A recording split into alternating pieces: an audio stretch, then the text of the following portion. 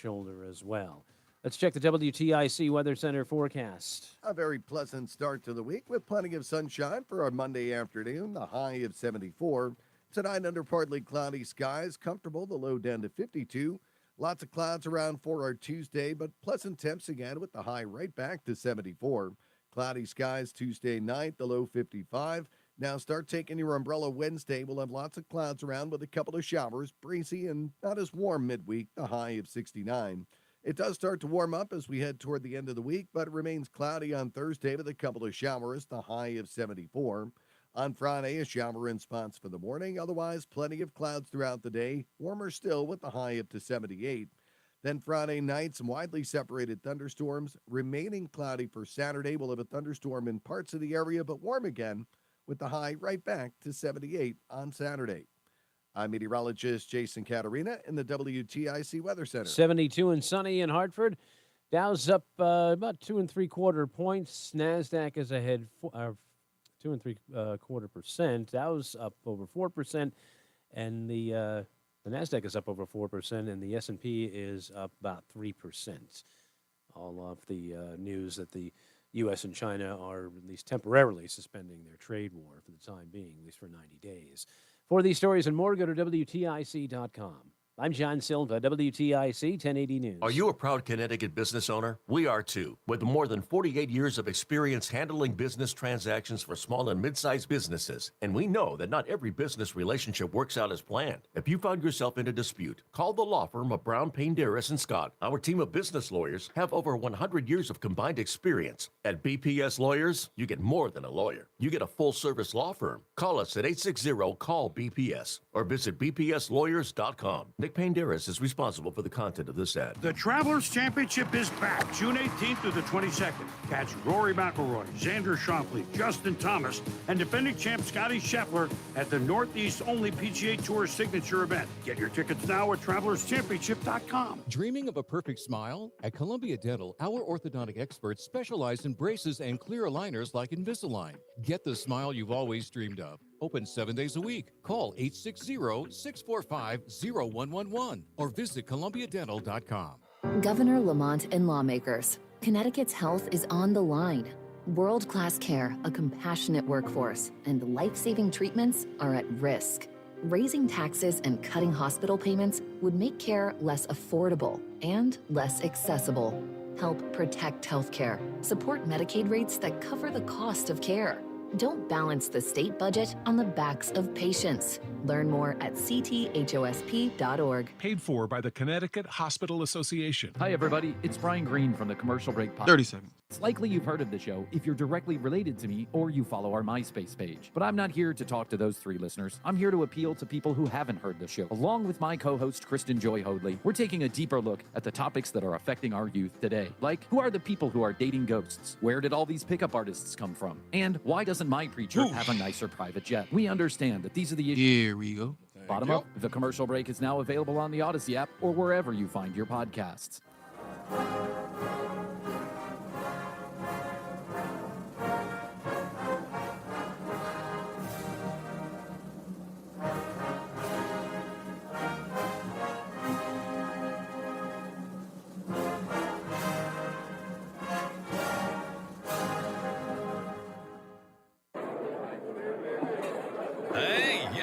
Hey, shh. Calm down. The show is about to start. Reese on the radio. Turn it up.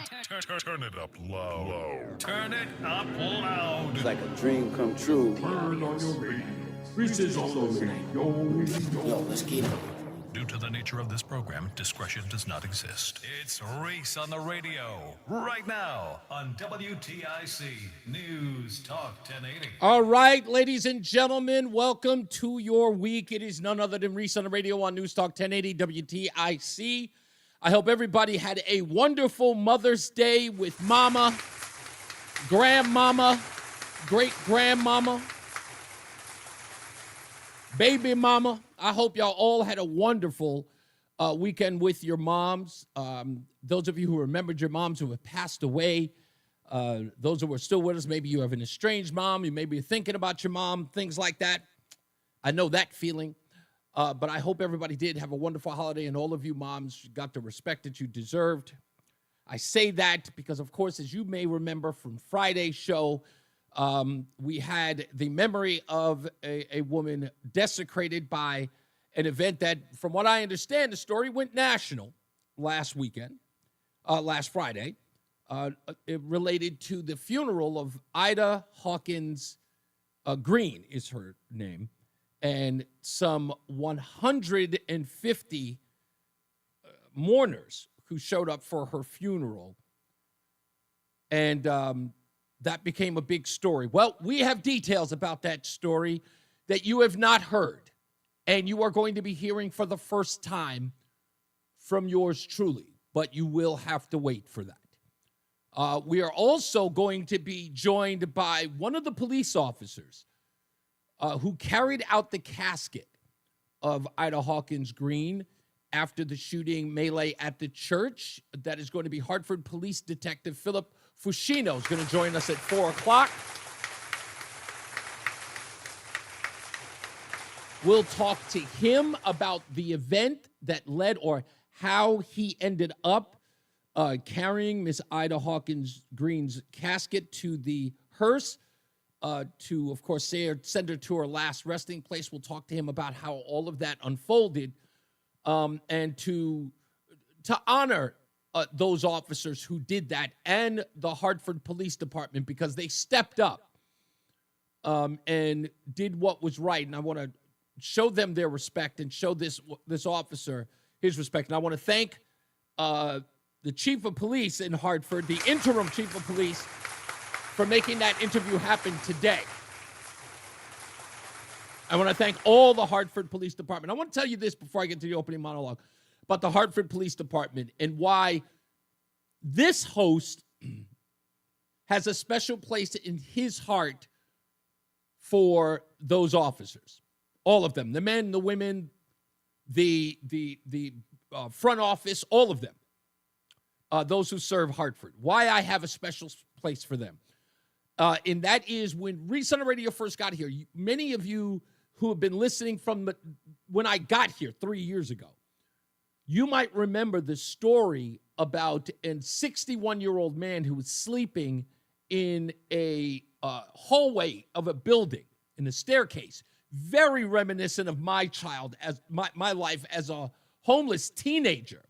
61-year-old man like me when I was 15, sleeping in a staircase, leaving early in the morning to not disrupt people or get, kicked out into the cold or to get arrested or people to think that, he was trespassing. But when I heard that story, I was talking about it and tried to get in touch with the writer of that story from the Hartford Current, who I couldn't get to her in enough time. And she called and apologized. I think her name is Allison Scott or Allison. I can't remember Allison's last name. Forgive me. But anyway, she finally did get in touch with me. She apologized that she couldn't talk about it. But anyway, as I was reporting on that story, the Hartford Police Department called the show and said, hey, make sure you tell Reese we are looking for him. And I didn't ask the police. I was asking anyone who knew the guy if they could help him out. But the police department, Hartford Police, called the station and asked to come on the air. They just told Matt Sorois, hey, tell Reese we're looking for him and we're going to find him. And before the show was over, they found him. His name is Calvin. They found him and they had him housed immediately at a facility because he needed back surgery. And I think they were setting him up to get back surgery. So that's what the Hartford Police Department did in my first weeks ever at WTIC. And they didn't have to do that to call me and let me know they were on it. But they because of my reporting on that story, they sprung into action, and they found him. And that has always left an indelible mark on me. And I will always show them the respect that they deserve, because they didn't have to, but they let me know that they were on the job, and they got that job done. I mean, it took them minutes. I mean, maybe even hours, I should say, because by the time I was off the air, they found Calvin and they had him housed. So they deserve a round of applause. I know people hate the canned applause, but this is the way I show respect. You're going to have to get used to it. Now, that being said, I've got other stuff I've got to deal with because it's related to law enforcement. And if you were watching over the weekend, you may have heard about this little Newark, New Jersey melee. Did you hear about that? Well, members of Congress went down there, and a mayor of a major city in New York City goes down to the Newark Homeland Security Detention Center, where over 75% of the people who were there are gangbangers, drug dealers, murderers, rapists. These bozos went down there to go check up on the inmates, make sure that everybody was getting a well home-cooked meal, whether or not the place was climate control, whether or not everybody's getting their calisthenics in. Huh? Is everybody getting a pudding cup? Is everybody getting a pudding cup? That's what they were out there doing. And what did and remember, these Congress people are responsible for laws. So in essence, they are law enforcement to some degree, right? They write the laws, and law enforcement pretty much lays out. They write the laws. The men and women in uniform, they carry out those laws to make sure that people are safe. And who did the Congress people get into a tiff with? Oh, the very law enforcement they work with. They're all a part of the government. They went out there and they demonized those people, pushing and shoving. Remember, these are the people who are now trying to tell us they were not screaming, defund the police. These are the people who were saying, we never compared ICE to the KKK, but you did. An old drinky drunk girl, Kamala Harris, was one of the people saying it. Yes, I called her drinky the drunk girl. She was out there comparing them in a Senate hearing to the Klan. You all remember it. These are the people who are trying to demonize law enforcement. ICE agents, police officers. That's who they are. That's what they're doing. See, here we respect those who run towards the danger instead of away from it. Here we respect those who keep us safe. We demonize the people who tie their hands together to keep them from doing their job. Hey, Justin Elliker. We're not going to help federal agents, remember? Those people are the ones that we demonize. Those who put restrictions on the things that police officers need to do to keep the rest of us safe. We don't stand for that here. While everybody else is acting like, I saw a post today referring to, and just to give you exactly what type of scum is out there.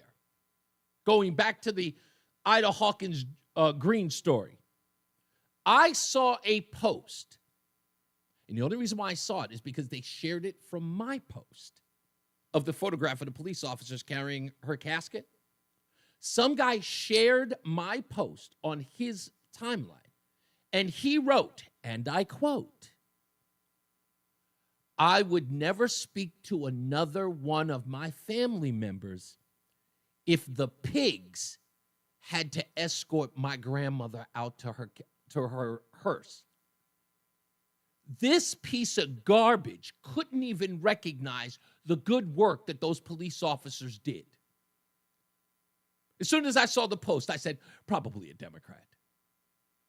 Couldn't even show those officers the grace and respect that they deserved. That's who these people are.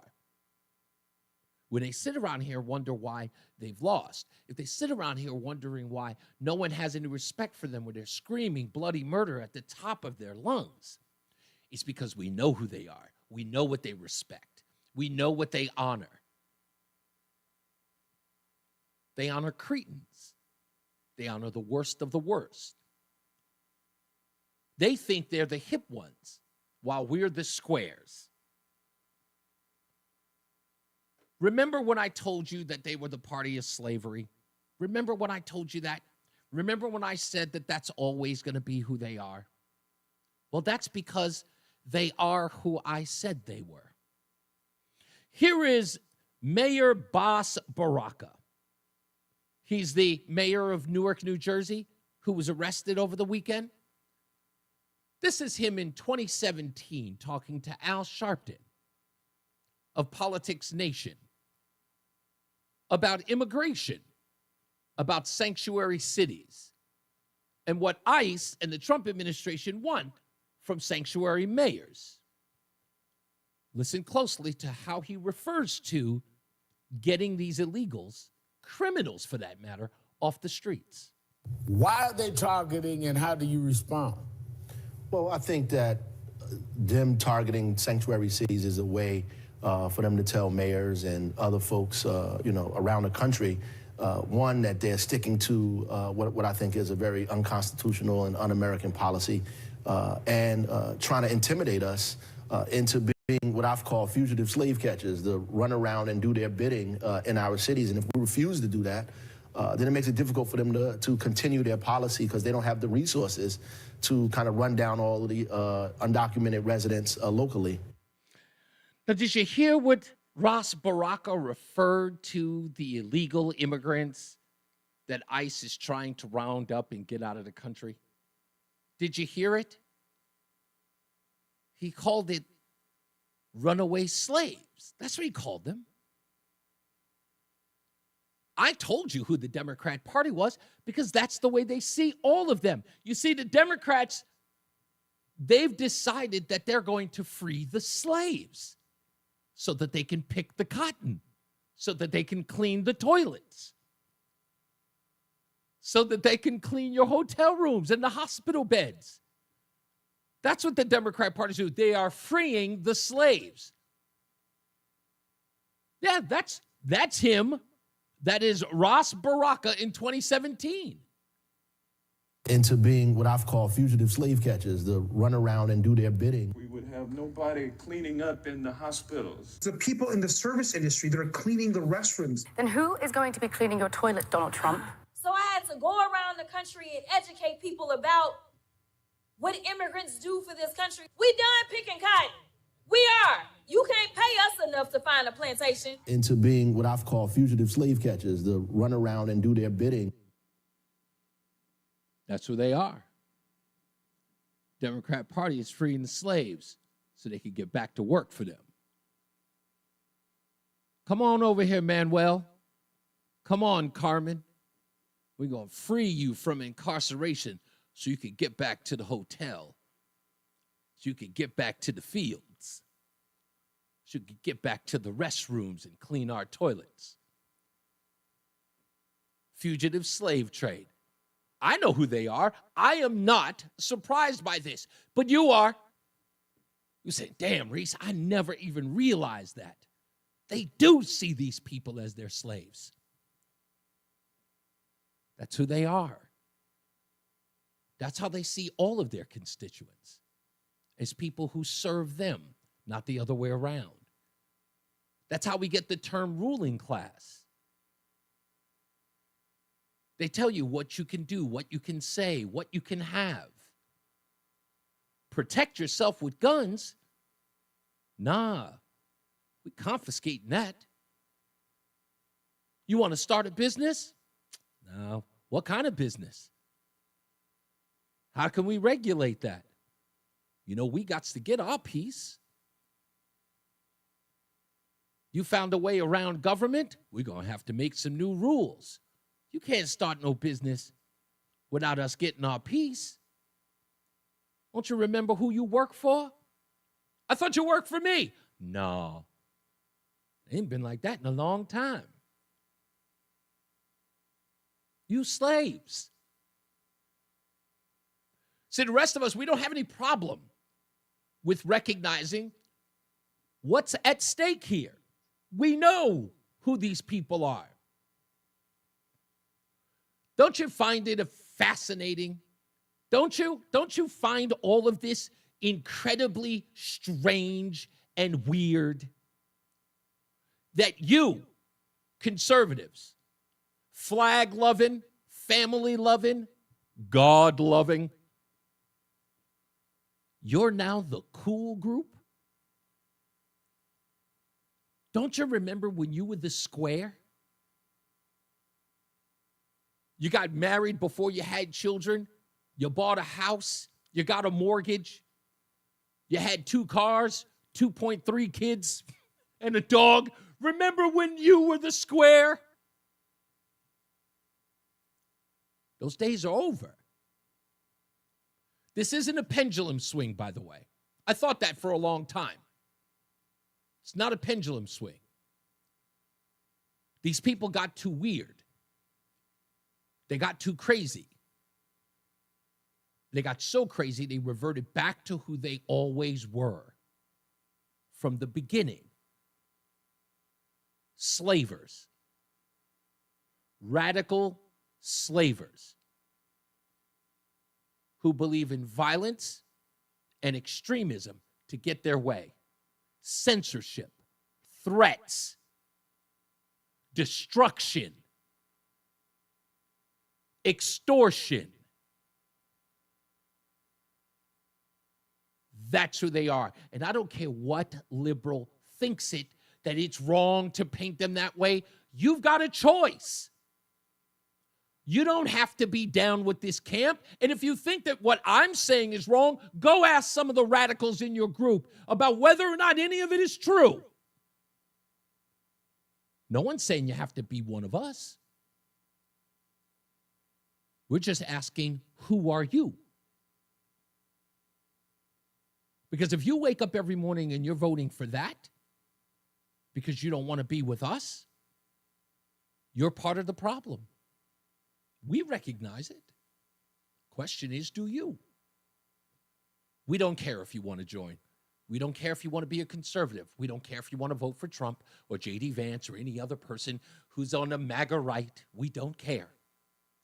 The question is whether or not you're going to sit idly by while the people you vote for destroy the country, promote slave labor, admonish the police, eradicate law and order, let the lunatics run the asylum. When are you going to stand up against that? You don't have to vote for us in order to stand up for what's right. You just have to stand up for what's right. And if you can't do that, to hell with you. We've got this. We'll come back. More news, more views, more audio sound bites when we return. Stick around. You do not want to miss 4:30 today. You do not. Or 4 o'clock for that matter, but you do not want to miss 4:30 today. So stick around for that. It's Reese on the Radio on NewsTalk 1080 WTIC.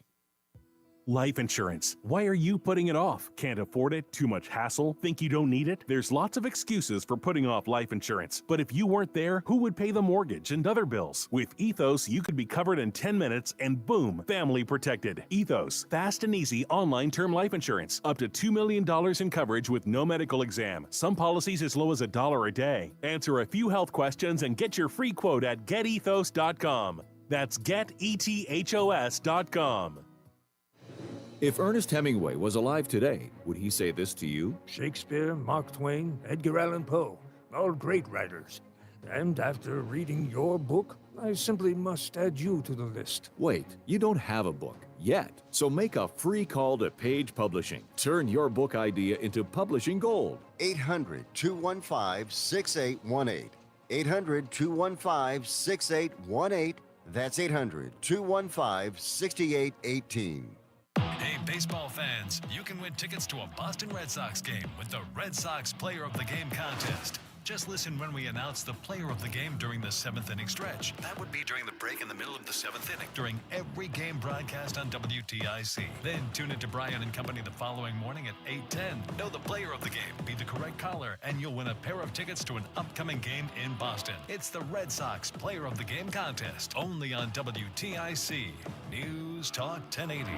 Hey, it's Tom Shattuck. As you know, my friend Phil has been on Awaken 180 weight loss, and now he has just finished week 13 of losing weight each and every week. I'm down 65.4 pounds. I'm feeling a lot more confident in myself. You know, like I used to be, especially summertime, be embarrassed to wear certain clothing because you didn't want to show your weight. I have my major high school reunion in September, and I'm kind of looking forward to, showing off a little bit. That'll be kind of cool. I can actually wear clothes that I've had tucked away for years. So I'm kind of excited about that. I'm getting a little cocky. It's okay to get a little cocky when you've lost a lot of weight with Awaken 180 weight loss because you did it the right way. Eating healthy food, but eating smarter. Working with a coach who customizes the approach to you. Unlike all these fad treatments for weight loss that you hear so much about in the news, with Awaken 180 weight loss, all you put into your body is delicious, healthy food. Make your consultation today. 844-346-1800. Online at awaken180weightloss.com. And now, a WTIC news update. It's 3:30. Good afternoon. I'm John Silva. WTIC 1080 News. The forecast details coming up. Man accused of shooting up a Hartford church last Friday remains behind bars. Joshua Smelly is accused of opening fire when two families at Gospel Lighthouse Apostolic Church got into an altercation during a funeral on Friday. He's charged with assault and other offenses. Meantime, a visual outside the Main Street Church is set for Tuesday. One person was killed, two others injured in a two-vehicle crash in Shelton Sunday night. Crash occurred on River Road and Montgomery Street around 11. That investigation is ongoing. First responders putting the word out as we head into the warm weather months. Make sure you check for kids before leaving your hot car. Experts say a car can heat up to 120 degrees if it's in direct sunlight within a matter of minutes, even if the temperature is only about 70 or so. U.S. and Chinese officials say they have called a 90-day truce in their trade war, rolling back most of the recent tariff hikes and saying they're planning more talks on resolving the trade disputes. WTIC News Time, 3:31, checking traffic as we head into the drive home. Still a crash on 84 West, two-vehicle crash they've been working on between 68 and 67 in Tolland. And down in Middletown, we had an earlier crash as well on the northbound side of 91 between 18 and 20. That's in the shoulder as well. Late running road work for us in East Hartford with some delays, actually.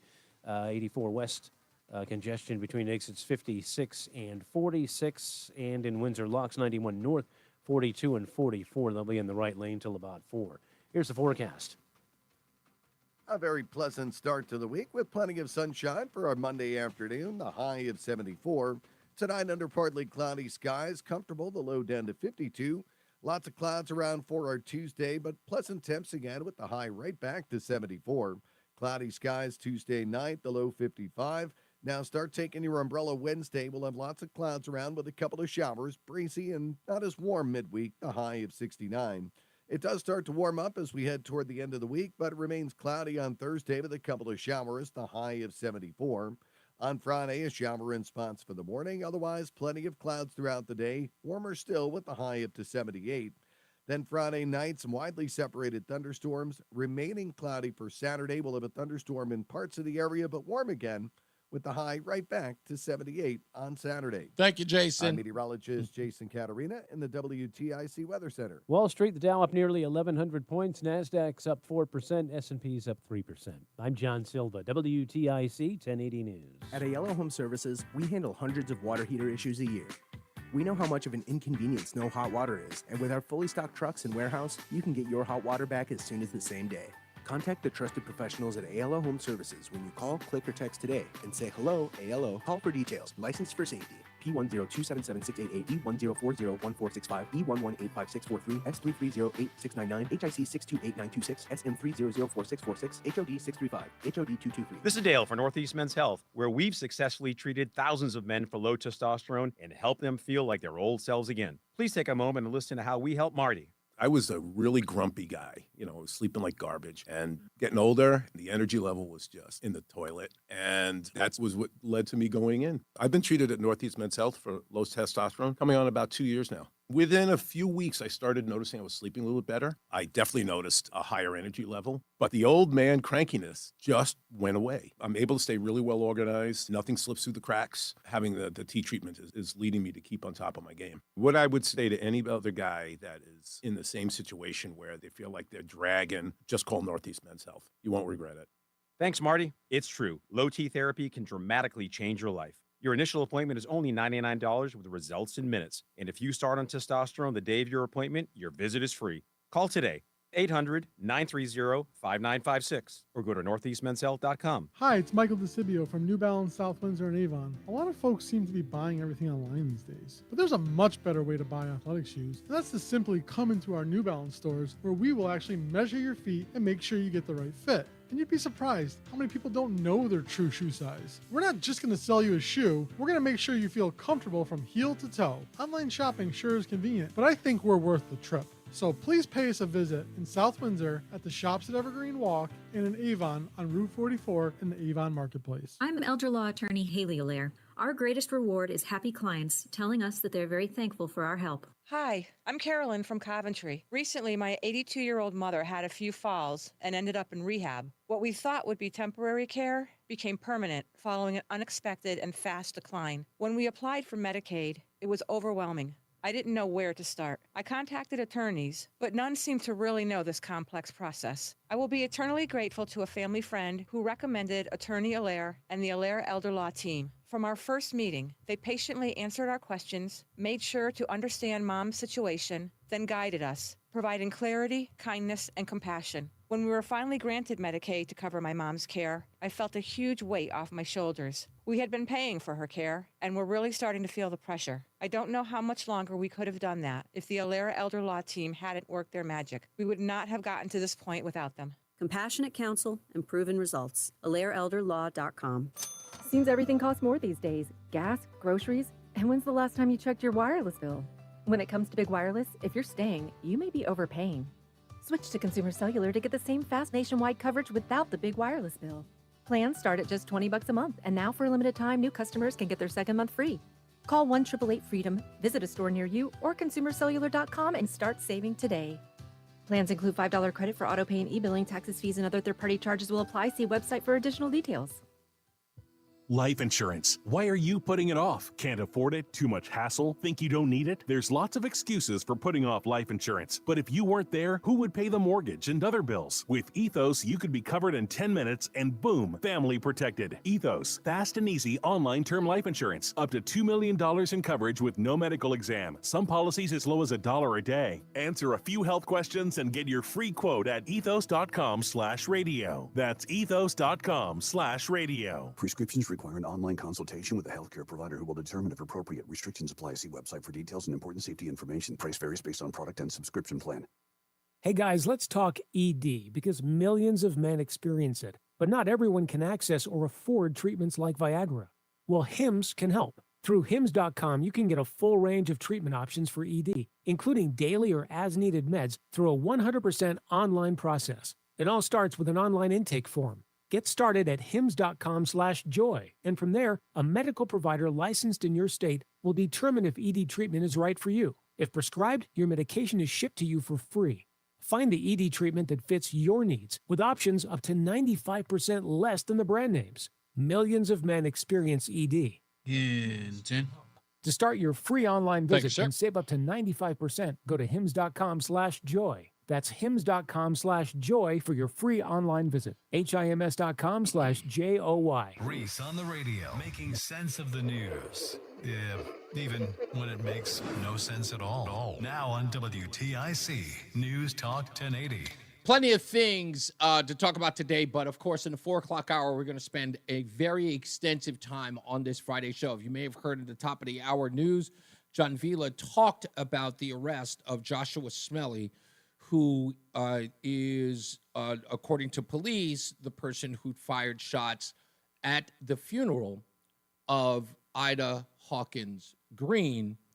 That was, of course, covered in a lot of news outfits across the country, and, of course, was a major news story here in Hartford. I'm telling you this because, I don't like the BS, and plus, you know, I tell you, I've been in this thing for a long time, and I've never referred to myself as a journalist because, one, I never went to school. I have no journalism degree, but I know this job as a reporter, as someone who has gone to cover stories.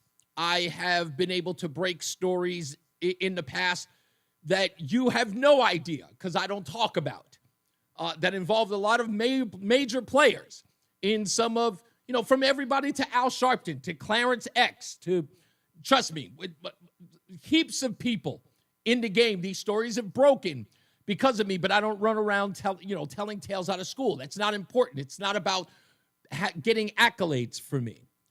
But I will tell you that in an hour, I am going to break news on this story. And I have the evidence to back it up. Wholeheartedly.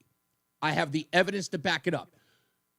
So you can bet that what I'm about to tell you at 4:30 has been 100% verified. Not speculative. 100% verified. Through my own eyes and corroborating witnesses. So you do not want to miss it. And I'm holding it off. This is not a tease, so I'm trying to get the most out of it. I have other things that I have to address, which I'm going to address. But that, we will deal with it for the rest of the show. And I know people are going to be paying attention. Politicians, by the way, you need to pay attention to this story because, again, you may need to interfere. I don't want to use the term interfere, but you may need to intervene in some way. Okay? And others whom I respect in law enforcement may have to consider this. Like I said, I would not be talking about this if I did not verify it. And I spent the entire Sunday making sure that I had this verified. So we'll talk about that and we'll get into it. But trust me when I tell you, this story has a background. And as random as it may appear, it was not. It's far worse than you could imagine. So we'll talk about that in a little bit. Eric, hello. How are you in the chat room? And everybody else is joining the chat room. And again, I hope everybody had a wonderful Mother's Day. I took the wife out shopping at one of these outdoor malls this week. What, if I may ask, before I go bandying on about what I did, Roland, what was your Mother's Day like? Was it quiet? Did you just take her to dinner? Just buy her some gifts? What was that whole deal like? You and the daughter do something special for mom? I went up to Rhode Island to see my mom. That's right. You did say you were leaving town. So you took the whole family out to go see your mom? Yeah. Okay. So everybody went. What is that like when the wife has to go or the husband has to go to the other's house and not go to their own mother's because of the distance in which they live? The only reason why I ask is because I've never done that. Well, we take turns, I believe. Okay, so you do take turns. Yeah, but we don't go every year to a mother's house. Okay. So sometimes you might just send flowers or send gifts because you can't get out of town. Yeah, or we just send Amazon packages to them. Oh, your Amazon packages? Okay. Was there anything special that you'd like to share that mom got this year? Or was it just kind of fundamental, rudimentary stuff? I slid numbers in her card for Rhode Island numbers for the evening and night. For midday and night. I'm sorry, is that a lottery thing? Yeah. Okay, I know nothing about that. Play okay. numbers, play 3, play 4. Yeah, that's a big thing. Yeah. People do the lottery for individuals. Or I remember one Christmas somebody gave, and again, I was not appreciative. That's because I don't gamble. So I know you would probably love this gift. Has anybody ever done that, giving you scratch-offs? Oh, man, that's my favorite gift. See? Because I don't gamble, I felt insulted. I was just like, what are you giving me a scratch-off ticket for? I don't think I've won more than $3 on those things. Man, actually, one time I think Tom Shatter gave me scratch-offs for a Christmas Did he? present. Yeah. Okay, Tom, note to self. It was only dollar scratches. I don't think he actually wanted me to win like $1 million. Yeah, Tom, I'm sorry. Tom, let me tell you this. Please, if anything, get me nothing. Just say Merry Christmas. That's all. Happy birthday. No offense, but I think it would be a wasted gift on me. I know that people like them. I'm just not that guy. It's spectacular. It's free money. You got a chance to win free money. Yeah, I don't see it that way. I just, I almost feel like they're asking me to do work. It's like, hey, scratch off this meaningless scratch-off thing. I never win. I don't. My wife keeps telling me all the time, we should play the lotto. I can't bring myself to it because I can't justify the loss. Let me give you an example. I see these guys win hundreds of thousands of dollars, right? I'll be at the counter, and these guys will be pulling in thousands. They got a wad of them with those tickets. and they'll redeem them, and they're getting thousands of dollars. And I got to be honest with you. Do you know what the big turnoff is? What? Being the guy who's redeeming them while I got a big line behind me of people who are trying to buy their. I don't want to be that guy. It's never, I don't care how much money they win. I don't want to be the guy that holds up the grocery line. I just can't. Yeah, I let everybody go in front of me. You do? Yeah. These people never do that to me, especially the lotto guys. They sit up there, and God forbid if the guy gets the number wrong. He goes, no, I said 3, 4, 5 straight. That's not what I did. I told you 3, 4, 5. He goes, oh, do you want me to take that back? No, I'm gonna take it anyway. Yeah, you got to take the mess ups because sometimes. Because the mess up might be the winner, right? Blessing in disguise. It's like, what if you're gonna take it anyway? What are you getting outlandish for? Like, you don't have to lose it. I don't understand those people. Oh, I said 4, 5, 6 straight. That's 4, 5, 7 straight. No, give it to me anyway. Combo, back it up. I don't understand any of that stuff. I don't know what a straight is. I don't know what a double, a triple. I don't even know if I'm saying the right terms. Straight is just like it is. 4, 5, 6, just like it is. Just like it is. Keep it like it is. That's the hardest one to What's the one where it can be random? Where it can be that's box. Okay, that's box. Yeah. Okay. This is all useless information. You want to both straight and box? That's combo. I don't know. I'm never going to know. I know a lot of people are into this, and I'm probably ticking off a lot of people just going, he just don't understand. I don't. I used to play all the time. Now I only play like if I feel the urge or maybe I see the number come out that's close to mine or something like that. Do you always play when it's a huge jackpot? Like when it goes to like the 900 mil to $1 billion? That's a guarantee? Totally different game. Yeah, that's like the Powerballs and all that. Yeah, I'm saying, but like, is that when, like, I know you don't play Powerball usually, but do you play when the numbers are, when the amount of money is like exorbitant, like when it hits that 500 million mark? Is that like the tweak where you go, you know what, let's play a couple just for fun? Sometimes I do. Okay. But that's only when like a bunch of us in my family, everybody say, oh, let's go buy 20 or 30 tickets each and see if we can win and we all split the prize or whatever. I'll do that, but I like to play the in-state ones, like the classic lotto. Yeah. The ones that's you just competing against people in your state, not the whole country. I am scared to death to win those things. I had this weird fantasy on, like, I remember my wife said, we should get one of those. And I won't buy, like, I'll buy the $5 scratch off if my wife wants me to buy one. I won't go any higher than that. Like, I won't buy a $10 or a $20 scratch off. I just never have, never will, can't justify it. But I always say to myself, what if I did? Like one day it's like, you know what, screw around. Let me just buy a $20. And if I did, like what would I do if I won? I can't go to my regular store and cash that in or try to redeem it. No, you can't. No, I'm keep wondering whether or not if you do go down to the lottery place, right? They have a main office where you can go pick up the check.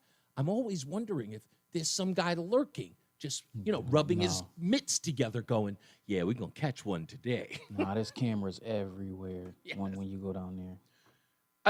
I've heard so many stories. You know how many stories there have been lately where people have gone to the casino, and cashed out a crap load of money and then get mugged in the parking lot? Like, that happens a lot. I think about that all the time. I'm like, I don't want to play the lotto because I almost feel like it would be that kind of scenario. To me, it's just, I just can't do it. I don't think about stuff like that. I just think about I'm going to win all this money. And I'm going to go home and celebrate. Yeah, Eric says, I've witnessed people buy $20 worth of scratch off, take them, scratch off the code to the clerk, scans to see if there's a winner, and hand it back like, dude, you don't even want to see you got 2 lemons and a cherry. Oh my God. Matt says convenience stores are not the casino. If you idiots buy more than a ticket or two, or go to the go to the casino, I need gas to go to work, which I assume no one is buying 300 tickets actually goes to work. I agree with you, Matt. I feel like that. I feel like if you're spending that kind of money, you know what? Let me tell you this. I used to work with a guy who used to spend his retirement money at Mohegan's Sun. That's every day. He lived in Queens. He would take that bus all the way up to Mohegan every weekend or every month, I guess. He'd get his retirement and go up there. And he bragged about it like there was no tomorrow. Like he said, like, man, I'll come back with $2,000, $3,000. I'm like, and all of that travel. I don't know. One day I had to take a bus. I will tell you this. I had to take a bus from Mohegan. I had to take the Peter Pan to go to New York because I didn't have the car to go down there. So they drive me over to Mohegan to go down. And then I took the bus back to Mohegan to have my wife at the time pick me up. And the bus that I got on, when I was getting off the bus, they handed me a roll of quarters to go gamble. That I thought was cool. I didn't even bother to gamble. I just Did you keep the quarters? Of course I did. Of course I did. They just gave them to me, and they were just like, "Hey, we offered this along with the trip." I was like, "I've never even heard of that before." Like it made me it made me rethink my commute to Connecticut. I was like, maybe I'll just do that instead of taking the drive and save me some money. And actually make I think it's like $10 worth of quarters, or maybe, I don't know, something like that, whatever the roll was. But I'll never forget that. That was fun. Anyway, we'll take a break. We'll come back. More news, more views. We'll take your phone calls if you want to make them. 860-522-WTIC, 860-522-9842. Coming up very soon, we're going to talk to Hartford Police Detective Philip Fuscino. He was one of the police officers photographed taking out the casket for Ida Hawkins Green. Gosh, I keep forgetting her name, and I apologize. And we'll talk to him about that, and then we'll break some news at 4:30. So stick around for that. It's Reese on the Radio on NewsTalk 1080 WTIC. Hi, Tom Shattuck here. Nope, no bold political predictions. Today, instead, I'm making a bolder prediction. An opportunity, one might say. How about setting a goal to lose 40 pounds by the 4th with Awaken 180? Has a different ring to it when you have a finish line, right? 40 by the 4th. Imagine this. Your scale shows 240 today. How about watching that dip to a cool 200 by Independence Day? Or maybe it's reading over 300 like my scale did. How would it feel seeing 260 by the 4th and on your way to losing 80 pounds? Again, like I did with Awaken 180. Looking back, it took me only 5 weeks to drop my first 40. Of course, that's not the norm, but we'll just say I'm an overachiever. Regardless, if you set your goal and follow the program, you'll crush your goal by the 4th. Then ring Independence Day in, shirt off, confident, martini and burger in hand. Celebrate reaching your goal, knowing you'll keep the weight off thanks to free support for life. 40 by the 4th. Set your goal and attain it with your long-term solution for weight loss. Online at awaken180weightloss.com. That's awaken180weightloss.com. Prescription products require completion of an online medication consultation with an independent healthcare provider through the LifeMD platform and are only available if prescribed. Subscription required. Individual results may vary. Additional restrictions apply at lifemd.com. Read all warnings before using GLP-1s. Side effects may include a risk of thyroid C-cell tumors. Do not use GLP-1s if you or your family have a history of thyroid cancer. If you've struggled for years to lose weight and have given up hope, did you know you can now access GLP-1 prescription medications through LifeMD? LifeMD is now offering eligible patients online access to GLP-1s, the breakthrough prescription medication that can help you lose body fat and weight. Listen to what people are saying. You just take your shot. It doesn't feel like you're on a diet. What I wasn't expecting it to do was to shut off the food noise. This was life-altering, and if I can do it, I feel like anybody can do it. And here's the best part. Your insurance may cover 100% of the cost of your medication. So go to trylifemd.com to have your eligibility checked right now. Get started today at trylifemd.com. That's trylifemd.com. Did you hear?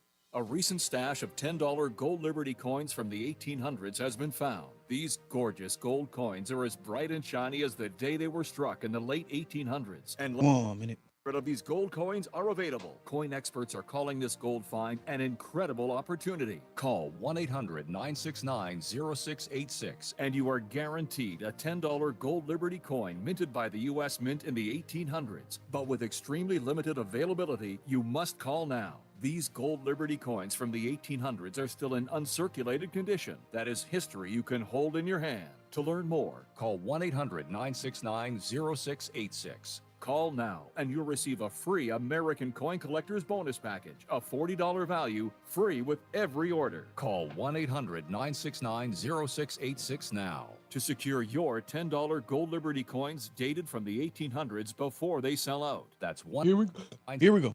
0686. It's Reese on the Radio. Ask your doctor if common sense is right for you. On NewsTalk 1080 WTIC.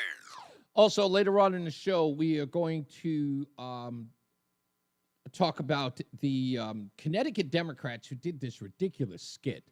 I'm sure that all of you heard about it. This 100 days skit that they did, that was insane. But something's going on in Connecticut as far as the legislature is concerned that I cannot seem to fathom.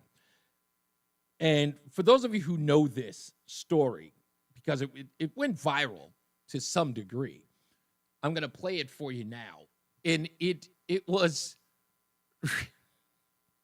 I don't know how this was allowed to happen, but let me just say to the young man, MJ Shannon, Representative Shannon, let me say this to you, young man.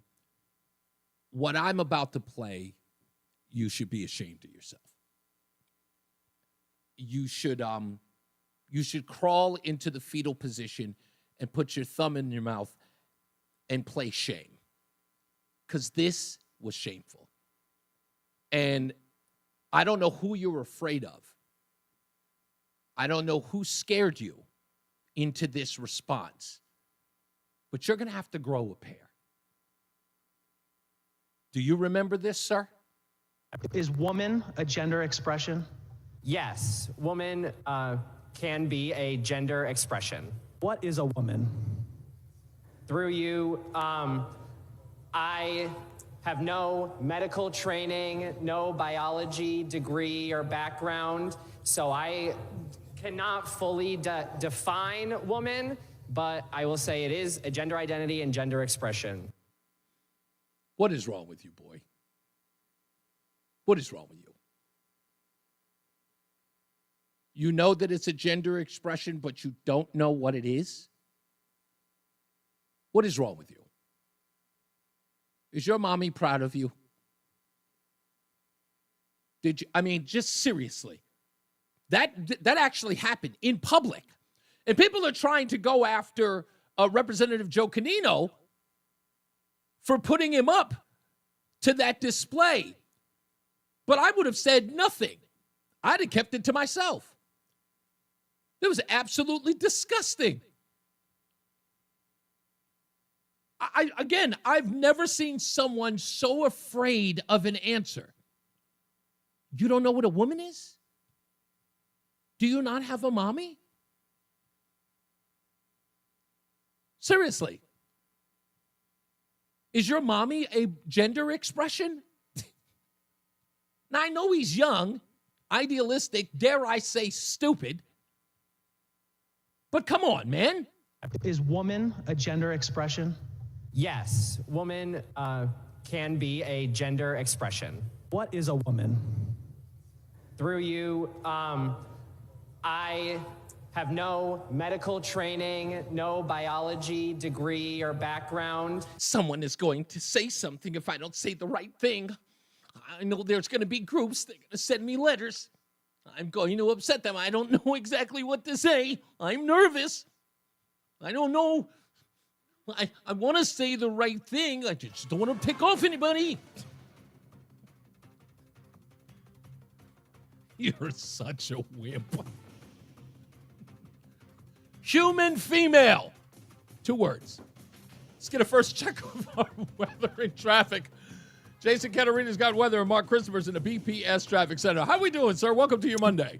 All right, Reese, thank you very much. Well, good afternoon. If you're heading on the eastbound side of 84, look for delays about a half mile before 46th Avenue down into the tunnel. Westbound 84 is slowing just after 56 Governor Street out to 47 Sigourney. 91 southbound delays 33 down to 32A and B in Hartford.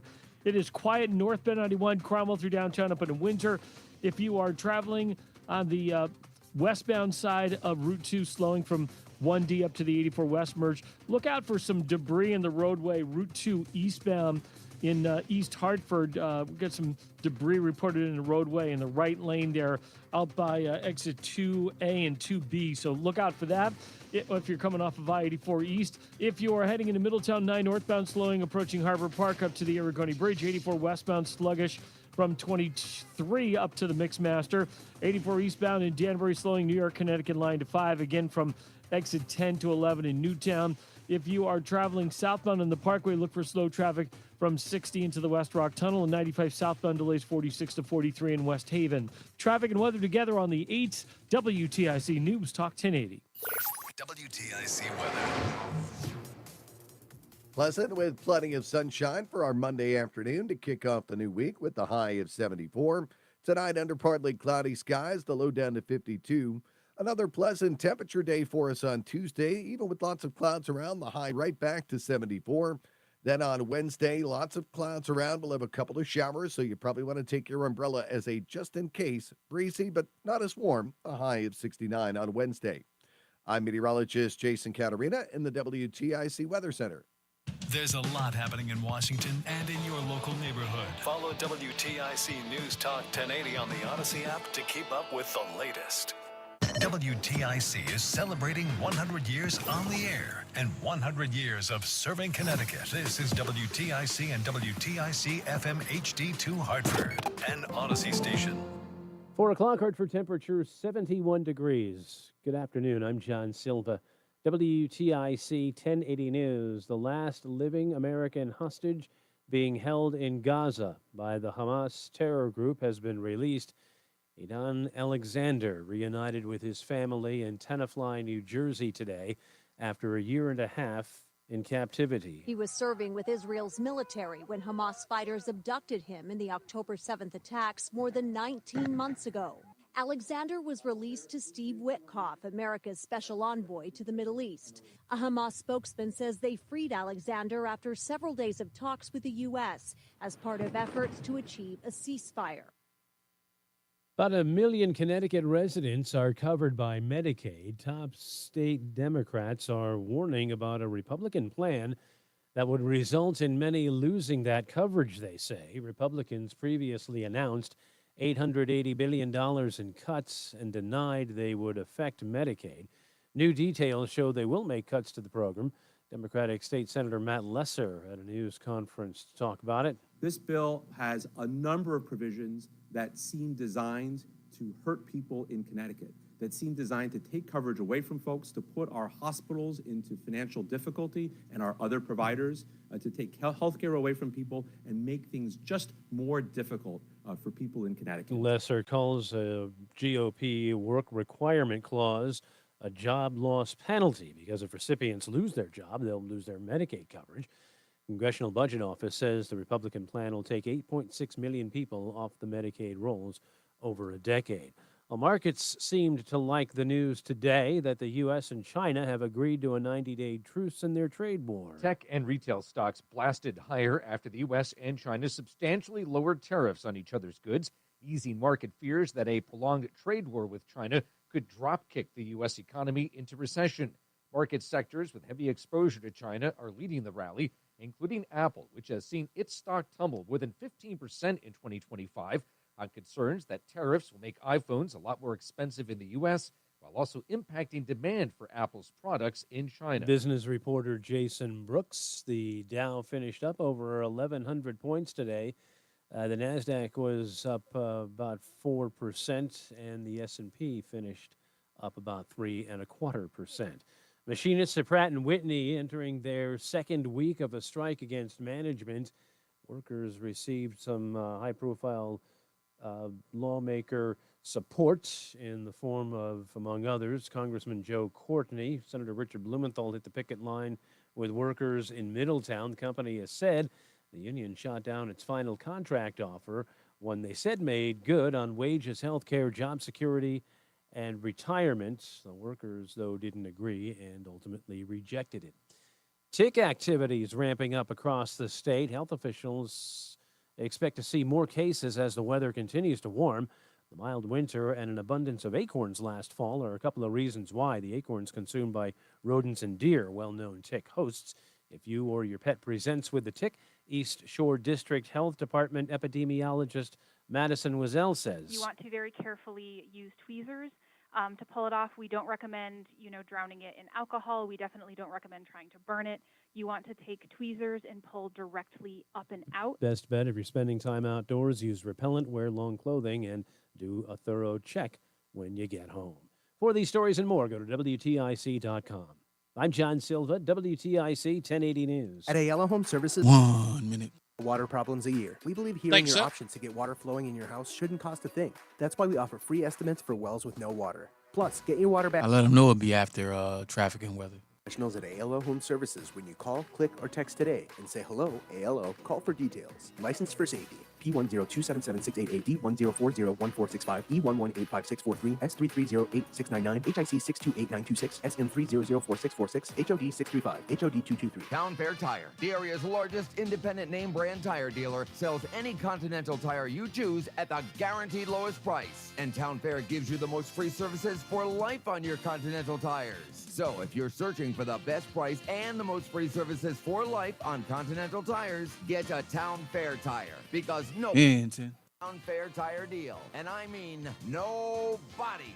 Name brands at discount prices. Town Fair Tire.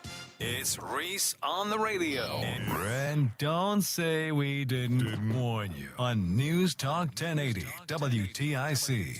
All right, we are back, folks, and we are in rare form. We've got a Monday for you that you don't want to miss. This hour is going to be absolutely stellar because, of course, we've got Detective Philip Fushino, who is going to be joining us from the Hartford Police Department.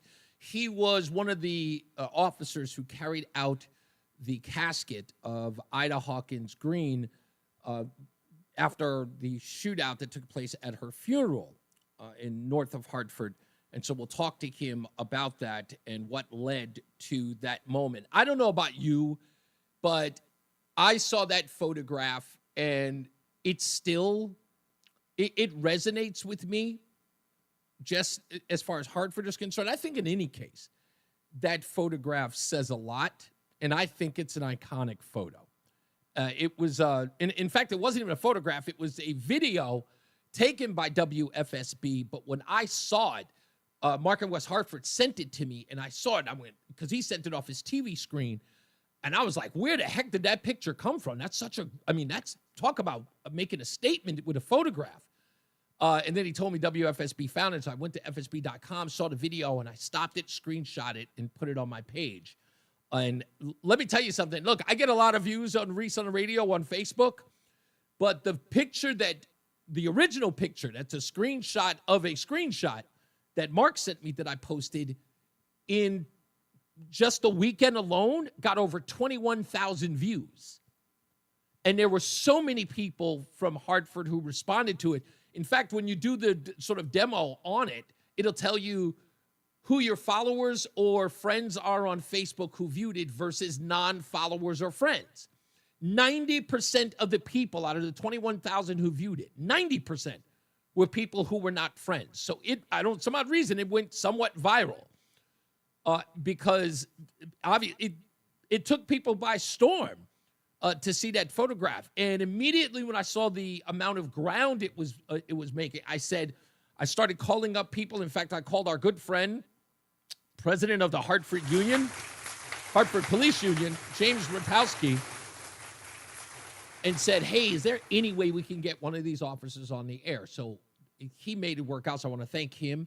I want to thank the chief of police, the interim chief of police, for doing that as well and making sure that this happened today. So we'll talk to him about Detective Philip Fushino about what took place that led to what I'm calling an iconic photo, and it should be an iconic photo that represents the Hartford Police. We'll get to that when we return. Let's get another check of our weather and traffic with Mark Christopher and Jason Caterina. They're in the BPS Traffic Center. Hey, Mark.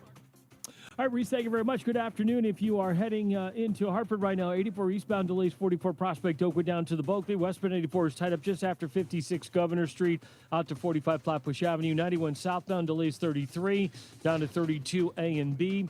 If you are traveling on the westbound side of Route 2, look for some slow traffic from 1D up to the 84 West merge in East Hartford. If you're heading Route 2 eastbound, you've got delays coming off of Route 2 out to exit 2B in East Hartford. If you are traveling now into Middletown, 9 northbound delays approaching Harbor Park to the Aragoni Bridge. Traveling into Waterbury, westbound 84 slows 26, sluggish up to exit 22 in Waterbury. 84 eastbound Danbury tight, New York, Connecticut line to 5, again from exit 8 in Danbury out to 11 in Newtown. If you are traveling in the northbound side of Route 8, look out for an accident up in Seymour, up by exit 17, delays back to 15 behind that. and 95 southbound New Haven slowing 46 down to 43 in West Haven. Traffic and weather together on the 8's WTIC News Talk 1080. WTIC weather. Well, it's been a beautiful day as we head through tonight. Partly cloudy, the low down to 52. Lots of clouds as we head into the day on Tuesday, but still warm, the high 78. Cloudy Tuesday night, the low 56. Lots of clouds Wednesday. Couple of showers around. Breezy, not as warm, but, the high still 69 for us. Thursday, cloudy with a couple of showers. A little warmer, the high 74. And Friday is showering spots for the morning, otherwise remaining cloudy with the high of 78. Right now, 73 in Danbury, 70 Bridgeport, 72 New Haven, and 72 in Hartford. I'm meteorologist Jason Caterina in the WTIC Weather Center. At Progressive, we're making things easier. We'll help you bundle your home and car insurance together so you can save on both. Learn more at progressive.com or 1-800-PROGRESSIVE. I'm elder law attorney Haley Allaire. Our greatest reward is happy clients telling us that they're very thankful for our help. Hello, this is Mary from Berlin. Our family chose Allaire Elder Law to help us in getting our mom into the right nursing home that worked best for her and our family. Once that was completed, Allaire told me as the power of attorney what I needed to do to save as many assets as I could. Allaire Elder Law is a firm that I could bounce things off of, and I trust in their judgment and guidance. Find out more at AllaireElderLaw.com. That's ALLAIRE. Attention. Mom. Backed up $10,000 or more in credit card debt?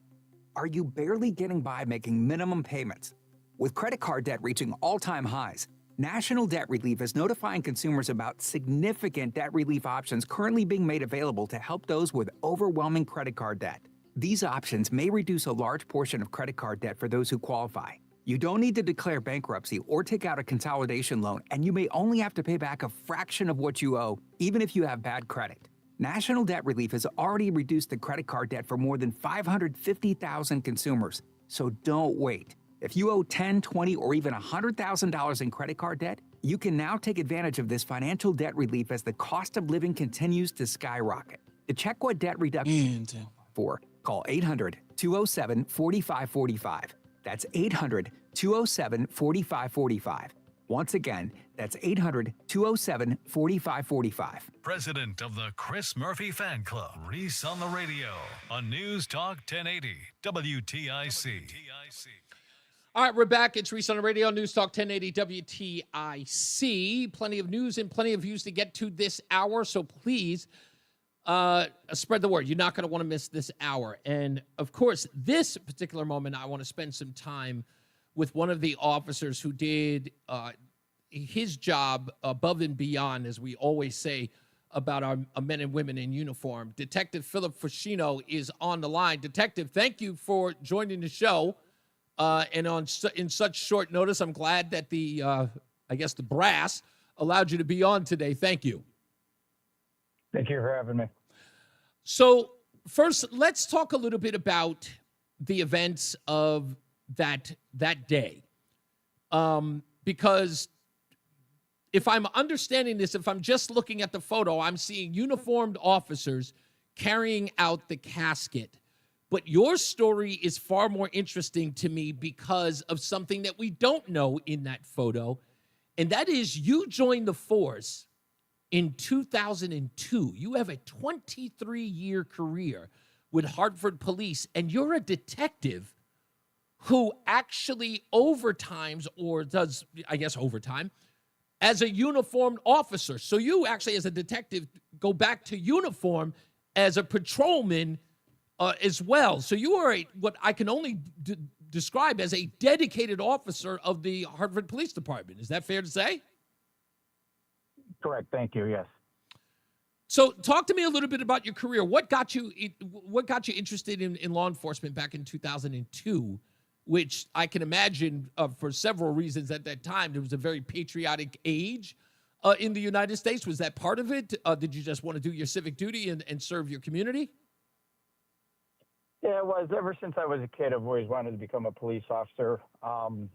Originally, I started law enforcement career working as a correction officer for about 3.5 years.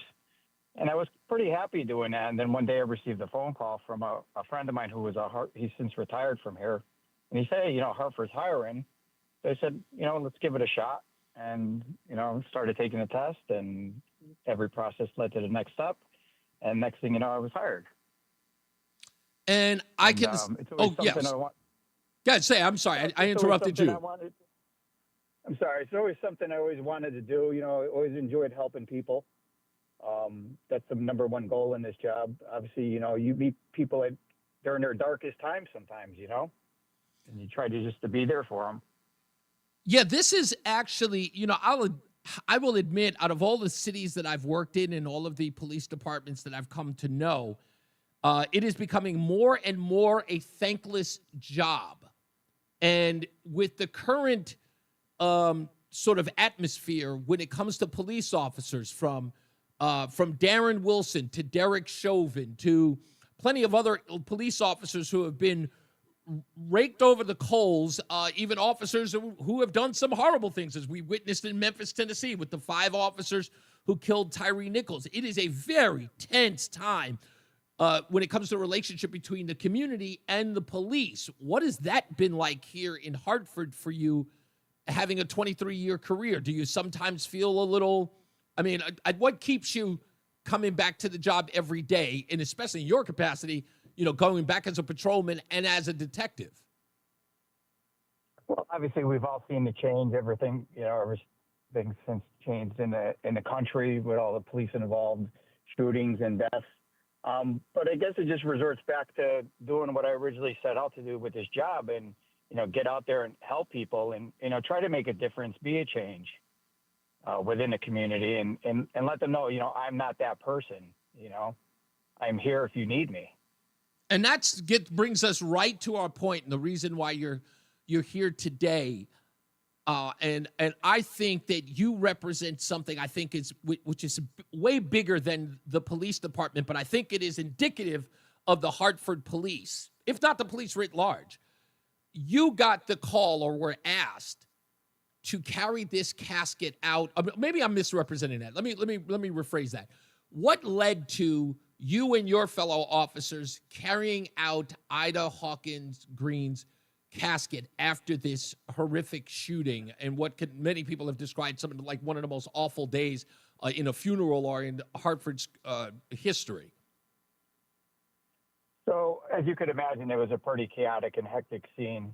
Once everybody was cleared and we made sure everybody was safe and any suspects were detained, you know, the crime scene division, the Hartford Police Crime Scene Division, who works very hard every day, they had to come in and process the scene.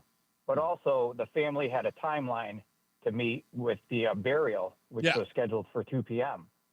So they came to an agreement where our crime scene division, they expedited their processing of the scene so we could get Miss Hawkins Green out and to her final resting place. So when we were in there, everything was ready to go, and the funeral director there asked us to give him a hand, and there was no second, you know, there was no question about it. You know, of course we were going to help, because there was no family left behind because they all had to leave. Yeah. It was you know, I spoke to some people involved with the funeral. I won't say whom it was, but they were furious with the funeral director for not giving them an opportunity to carry her casket out, because they felt like they were lied to. And when I was having that conversation with them, I said, you know, with all things considered, you really can't have your average, you know, person inside that, because it is an active crime scene. At the same time, they're trying to be as delicate as they can with the person who has passed away, who does have a time, you know, they have to be escorted to the actual burial site. The police, you know, it's not on the police. I mean, the funeral director has to do something within his, I guess, the scope of what he can do. And so he had to ask, like, look, how do I help the family do what they need to do to bury their loved one and secure that the crime scene isn't messed with, I guess, for lack of a better word. So I look at that and I say, like, you guys, as you said to me, and we spoke on Sunday, you said, you know, you guys didn't think twice about it. It was, hey, can you guys help me? And, you know, officers just jumped at the opportunity because you understood the gravity of what was going on. What was going through your mind when that happened? You just, you know, was it nothing, or did you just feel like it was your duty to do that? Yeah, I mean, we were there, you know, they asked us to help them out, and that's what we're here for, right? The crime scene division did what they did to process the area so we could get the casket out, but it was still an active crime scene. Yeah. Obviously, after we escorted her body out, they still had to continue finishing up their crime scene. So that's why nobody was allowed in. Were family members still outside the perimeter, so to speak, as you carried them out? And what was that scene like if they were? No, I mean, I don't recall seeing many people. You remember it was torrential downpours that day. Yeah. There might have been a few people probably sitting in their cars in the parking lot, but for the most part, everybody was already had departed the scene. Yeah. Was it and I know people don't usually ask, and I know some officers refuse to respond, but was there a sense of how do you take in a moment like that? As a detective, as an officer, someone who's been a police officer for 23 years, how do you take in a scene like that? Because I don't think anyone ever asked police officers, look, everyone who's talking about this story is saying the same thing. At a funeral, at a church, it's unheard of. How do you separate that as a human being and an officer and get through that and then be asked to carry her casket out? Does it not, can you talk about what goes through your mind, or is it just service first? Can you compartmentalize that? Obviously, there was no thought about it at first, right? Do what you're asked to do. Meets within the scope of your duties, you do it, right? And, it goes back to just giving a hand, helping out. Obviously, it kicked in later, after we were clear, and we're like, wow, what just happened? Yeah. It was a lot. It was a very chaotic scene, but as we always do here, we get it done, and, we make sure everybody's safe, and it's just everyday thing here at HPD. Yeah. We're on the phone with Hartford Police Detective Philip Fushino, 23 years on the force. He is one of the officers. If you're watching online, you can see the iconic photo. I'm calling it iconic, of the police officers and others who are carrying out Ida Hawkins Green's casket to the hearse so that she can go to her final resting place. And I think, for me, I think it's emblematic of the police force in Hartford, who they are, what they do. And if there's what I wanted, and I said this to James Rutowski, I said the one thing about this that I think is important for people to note is why what you do, who you are as a police force, not only must be supported, but it's got to be supported by people who are being a part of something that is bigger than them. This picture is what should be shown every day on recruitment videos when people are thinking about joining the force. Should they join the force? Why are they joining the force? It's because of good deeds like this. As a 23-year veteran, what would you be saying to young men and women who are thinking about joining the force today? I say you got to go for it. Just that's your dream. Do it. If you love, enjoy, helping people, do it. It's not just about arresting people. That's not what this job is all about. Yeah, I will say that. Like I said, this I don't even know that people. I don't even understand that people understand the gravity of this. Did you get an opportunity to see this photo by any chance? Did you get to see this video at all? I saw the photo. Yes. Yeah. What did you what did you think when you saw it? And by the way, who are you? If I may ask, who are you in the photograph? Are you on the right, the left hand side, the back, or the front? Where exactly are you positioned in this photo? So I'm in the front, right. Okay, so you're the tall gentleman. No. I'm on the other side. Oh, okay. So there's a tall gentleman in the front, and you're to his right. My apologies. To his right, correct. Yes. Yep. Okay, that's you. I'm standing in front of the sergeant there. Yeah, you. Oh, and the sergeant was there. Wow. That was like I said, I'm looking at at this photograph. I can't stop looking at it. I've been looking at it all weekend. In fact, when it was sent to me, I showed it to my wife, and we were all like, "Wow!" Like no photo this year would probably, I have to admit, probably the exception to that would have been the photograph of Donald Trump holding his fist in the air after the assassination attempt. I don't think I've been more moved by a photograph. This photograph really, really gets to me. And I want everybody to see it. I'm so glad that it's gone somewhat viral on my Facebook page. And I'm glad I got to speak to one of the officers who made it possible. You deserve, and all of the officers there, you guys deserve a heap of praise. And I think that what this shows is exactly who the police department is in Hartford, why it's important to join, why it's important to stay, because as you just said, it's far more than just arresting folks. It is serving a community that needs it and deserves it when times like these, when a shooting at a funeral needs heroes, needs support, the police came through, in ways that you wouldn't expect. So I just want to say personally, thank you. I appreciate you, Detective, and I appreciate every one of the officers who was there. Any final words before you? Is there anything else that you'd like to say other than thank you? Or Listen, it wasn't just me. There's hundreds of great men and women that work at this police department, and any of them would have done this exact same thing on that day. So no, and I think that's exactly what I mean. I think this right here is emblematic of the Hartford Police Department. Because as you said, the funeral director needed help. And as you said, no one even hesitated. They jumped at the opportunity to help out when needed. And, crime scenes who were, pretty much trying to do ballistics and trying to figure out what's going on, they made it possible to serve this woman. They took the human, they were human and humane in making sure that this woman's body was respected even when all of this melee took place. And I think that's all you need to know about the Hartford Police Department. That in and of itself, this event, if you can find a silver lining in it, I think this is it. That fair? I agree. Yeah, absolutely. Well, thank you, 100%. Detective. I know you're limited in talking about all this because it's an ongoing investigation, but we appreciate your time and thank you so much for joining us today. If I get to talk to you again, I hope it something much less horrific to talk about, but I hope I get an opportunity to talk to you again soon. Sounds good. Thank you for having me. Thank you. My pleasure. Detective Philip Have a good day. You got it. You too. Detective, I'm saying.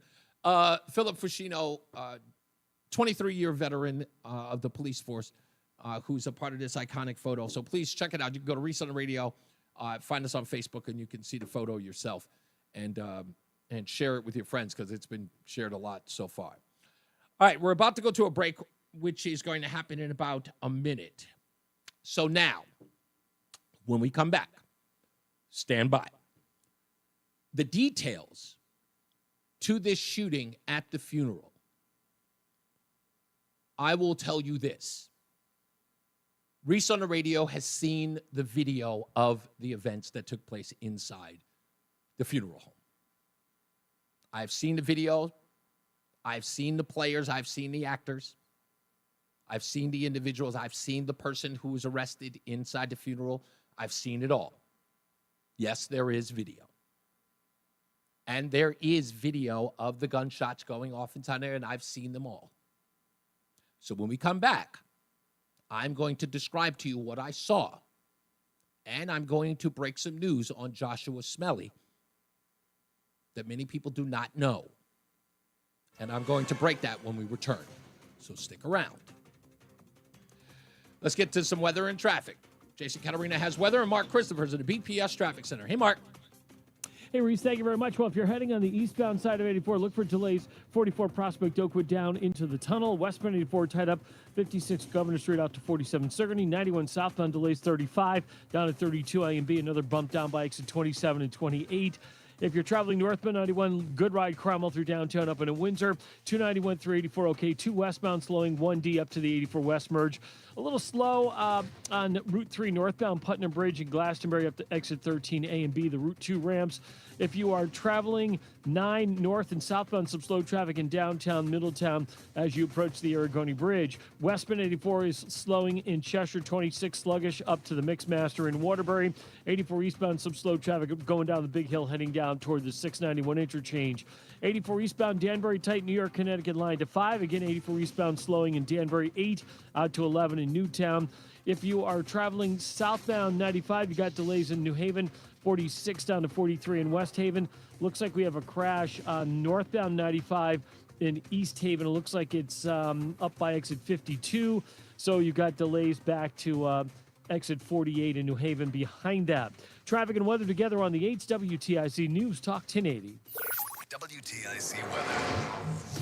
Pleasant with plenty of sunshine for our Monday afternoon to kick off the new week with the high of 74. Tonight, under partly cloudy skies, the low down to 52. Another pleasant temperature day for us on Tuesday, even with lots of clouds around, the high right back to 74. Then on Wednesday, lots of clouds around. We'll have a couple of showers, so you probably want to take your umbrella as a just-in-case. Breezy, but not as warm, a high of 69 on Wednesday. I'm meteorologist Jason Caterina in the WTIC Weather Center. There's a lot happening in Washington and in your local neighborhood. Follow WTIC News Talk 1080 on the Odyssey app to keep up with the latest. And now, a WTIC News Update. 4:30, good afternoon. I'm John Silva, WTIC 1080 News. The last remaining living American hostage held by Hamas terrorists in Gaza has been released. Footage showed Idan Alexander bracing family members today. His hometown of Tenafly, New Jersey, was jubilant upon hearing the news. The man who allegedly shot up a church in Hartford last Friday remains jailed. Joshua Smelly opened fire during a funeral at Gospel Lighthouse Church on Main Street. 2 people were injured. They are expected to be okay. The shooting, the culmination of some type of dispute, according to police. Strike by workers against Pratt & Whitney has entered a second week. The machinists were joined on the picket line by some of the state's congressional delegation today in East Hartford and Middletown. Tick season seems to be busier than normal so far this year. Officials at the East Shore District Health Department in Brantford say they're seeing an increase in activity now that it's getting warmer. They advise using repellent and wearing long clothes if you plan to be outdoors for any length of time. Pope Leo has called for the release of imprisoned journalists and affirmed the precious gift of free speech and press, end quote. He spoke to an audience of some of the 6,000 journalists who descended on Rome to cover his election as the first American pontiff. And stocks rallied after China and the U.S. announced a 90-day truce in their trade war. S&P jumped over 3% today. The Dow was up more than 1,100 points, and the NASDAQ rallied 4.3%. Baseball tonight on the radio. The Red Sox begin a 3-game series in Detroit against the Tigers. We will first pitch at 6:40, but we'll join the pregame after the 6 o'clock news. Yanks in Seattle, late one in the Pacific Northwest to take on the Mariners. The Mets host the reeling Pittsburgh Pirates. Eastern League, the Yard Goats are idle tonight. They start a 6-game set at Duncan tomorrow against Binghamton. And it's Game 4 of the NBA Eastern Conference semifinals. Knicks will try to right the ship when they face the Celtics at Madison Square Garden. New York leads that series 2-1. For these stories and more, go to WTIC.com. I'm John Silva, WTIC 1080 News. As men get older, our bodies change. We all know that. And often we just accept the changes as the way it is. But some of those changes, such as bad sleep patterns, low sex drive, brain fog, no energy, and reduced gains in the gym, could be due to low testosterone. And that is something you can change. This is Dale for Northeast Men's Health. And even if you're in your 30s, if you're experiencing some or all of the symptoms I just noted, you very well may need low testosterone treatment. With our treatment protocols, if you're like most men, you'll be amazed at the change. You'll have more energy, improved mental clarity, your sleep will be better, so will your workouts, and you'll likely find your sex drive increases too. So give us a call today and make a change for the good. Your initial visit is just $99 and includes blood work and a medical consult. And if you start treatment the day of your appointment, your visit is free. Call 800-930-5956. That's 800-930-5956. Or go to northeastmenshealth.com. That's northeastmenshealth.com. We have 5 offices across the Northeast to serve you. Northeast Men's Health, a Promedic restorative health practice. We all hear the radio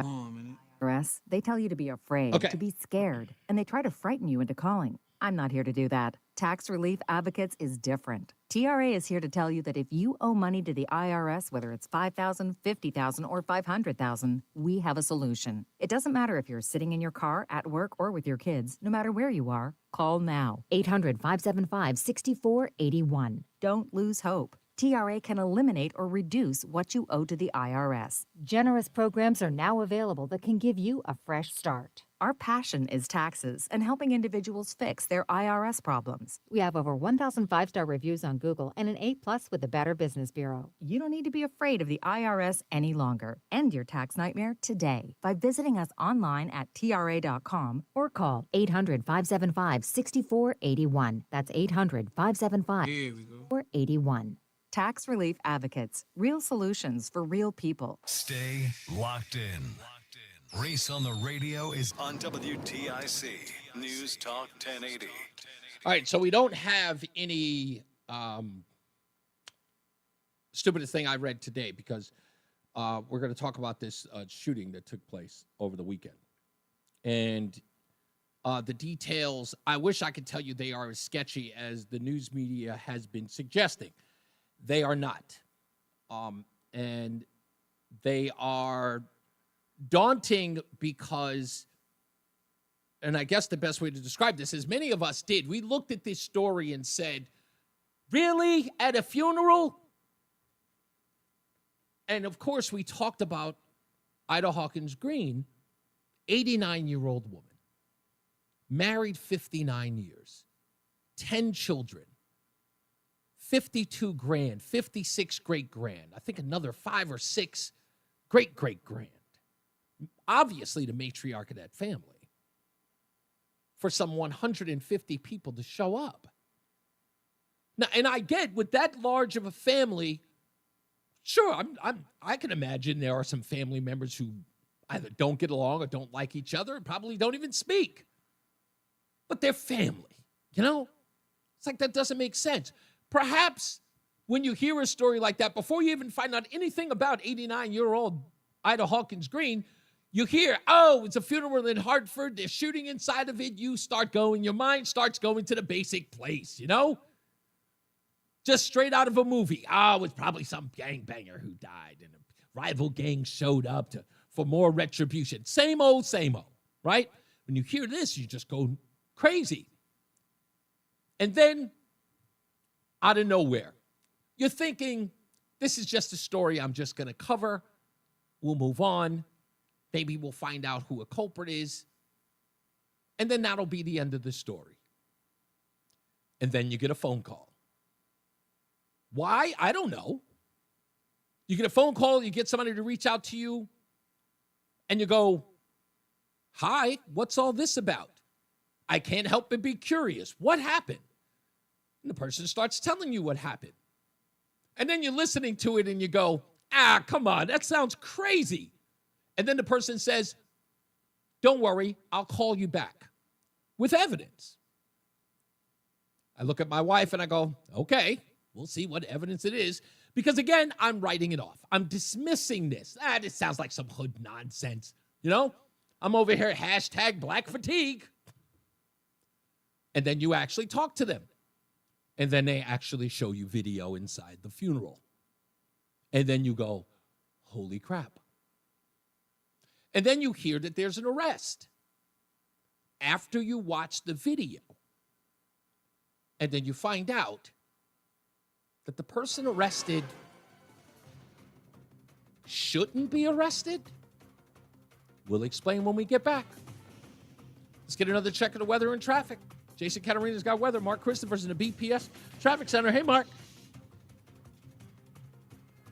Who I think is coming up soon. He'll be there in a second. I promise. Is he not there? He's about to show up. I'm right here. There he is. Reese, good afternoon. Hey, if you're heading into Hartford right now, westbound side of 84, you're looking at delays approaching the Bulkley Bridge out to 45 Flatbush Avenue. 84 eastbound slowing 44 Prospect Oakwood into the tunnel. Southbound 91, look for delays 33 down to 32 A and B. Another bump down by exit 27 and 28. Looks pretty good northbound 91. No major problems. Cromwell up into Winter Locks. 291 eastbound's a little slow at the Bissell Bridge. 2 westbound's moving slow as you merge with 84 West. If you are traveling 3 northbound, delays from the Putnam Bridge in Glastonbury up to exit 13B and C. Those are the ramps for Route 2. Both sides of 9 heavy approaching the Aragoni Bridge. If you are traveling into Waterbury, westbound 84 is sluggish from 26 up to the Mixmaster. 84 eastbound Danbury slowing from the New York Connecticut line out to 5, again from 8 in Danbury out to 11 in Newtown. If you are traveling 95 southbound, look for delays from exit 46 down to 43 in West Haven. And southbound Parkway, look for slow traffic from exit 61 down in toward the West Rock Tunnel. Traffic and weather together on the 8's WTIC News Talk 1080. WTIC weather. It's been a beautiful day tonight. Partly cloudy, the low down to 52. Lots of clouds Tuesday, the high of 78. Heading into Wednesday, lots of clouds, couple of showers, breezy, not as warm on Wednesday, the high of 69. Thursday, couple of showers around, the high 74. Friday, a shower in spots for the morning, otherwise cloudy, and the high of 78.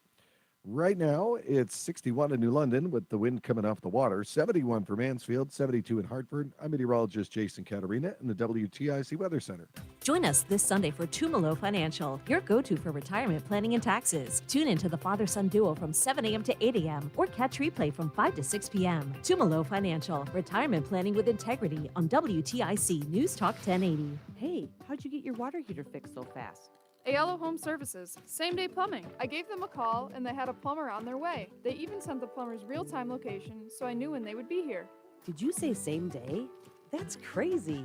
If you need same-day plumbing, call, click, or text today and say, hello, Ayala. Call for details. Licensed for safety. P1027768, D10401465, E1185643, S3308699, HIC628926, SM3004646, HOD 635, HOD 223.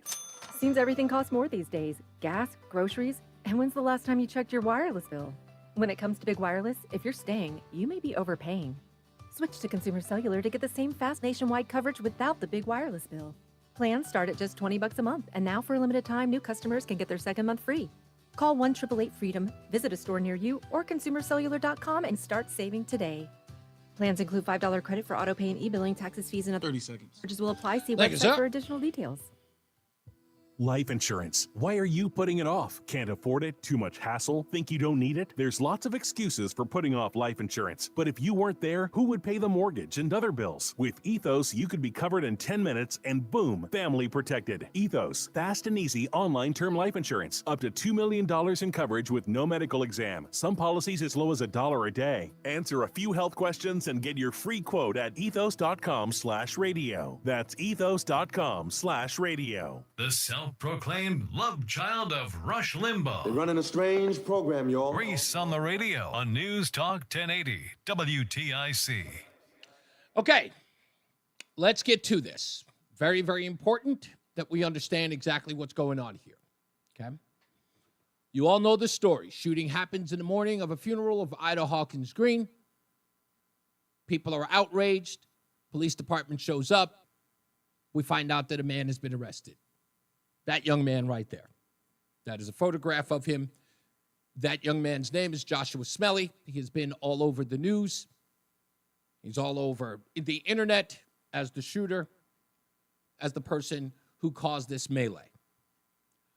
Unfortunately, that's not the whole story. Now, I don't want anybody to get the impression because I'm telling you this story, but because I've seen the video, I have to be completely honest. This is not a narrative. I've seen it.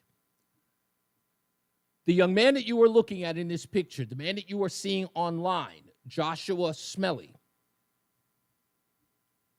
is not the person who caused the shooting. He was the target of a shooting. The shooting was always going to happen. It was premeditated. It was broadcast, and the family knows it was broadcast that Joshua was in danger at this funeral. That is a fact, because I have the screenshots of the text messages. They were supplied to me. Again, I never come to this show ever telling people stuff that I don't know. I don't make things up. I only come here with the facts. I grabbed the screenshots. I've seen the screenshots, and I've watched the video. Joshua was attacked at the funeral. Let me give you a breakdown. I saw this with my own eyes and watched it as it took place. Joshua arrived at this funeral. This was his loving grandmother. A loving grandmother. He showed there. He arrived there with his girlfriend, his wife. I'm not sure exactly the status of that relationship, and a child. Joshua shows up at that video, and the police can verify this because I know they're listening now. And if they've seen the video, because it has been sent to them, they know that they can corroborate exactly what I'm saying. Joshua showed up wearing all white. I saw him wearing all white. And there's a thing that they do in the inner city that many people might not be familiar with, but it's a cultural thing, and I get it. But I watched it. He was there in a sweatsuit together with a hoodie, a white hoodie, white sweatpants, and on the sweatshirt in sort of graffiti block lettering, a commemorative statement about his grandmother. Apparently, there were other people who were supposed to show up wearing this, but he had shown up wearing this. The video shows parishioners coming in to the casket to say their final goodbyes to Ida. Joshua arrives, clearly plain as day. He's one of the most, you see him there because he's wearing all white. There are other people wearing white, but you see this man in dreads wearing all white. He's a heavy-set guy. He's not skinny, but he shows up. He shows up to the casket. There's video of this. He's there with the white rose that he places in the casket of his grandmother. He clearly is distraught. Leans in, puts his head down. I'm not sure if he kisses her or he just puts his head down on her body in the casket, and he walks away. He came there to pay his respects. Other members who were there did not come there for that. And they physically accosted Joshua there. Everybody knows this. Anyone who's seen the video knows this, and they know that I'm not telling it. In fact, there are a lot of videos, and several people were videotaping this as it happened.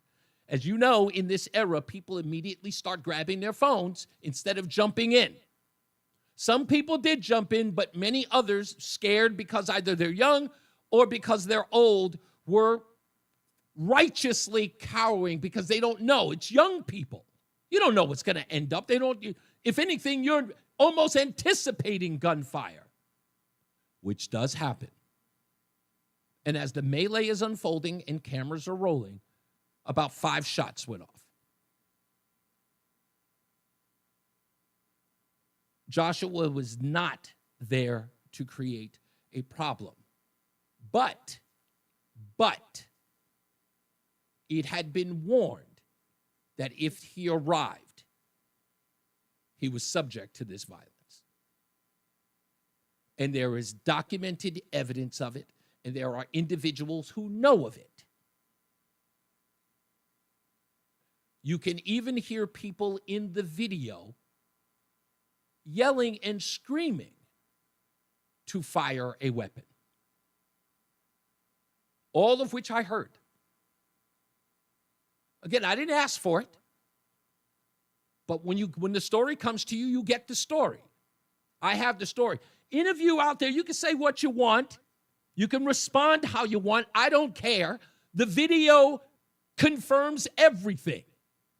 The video speaks for itself. And those of you who know, who are not saying anything, that's on you. I'm not here to be a tattletale. I don't care.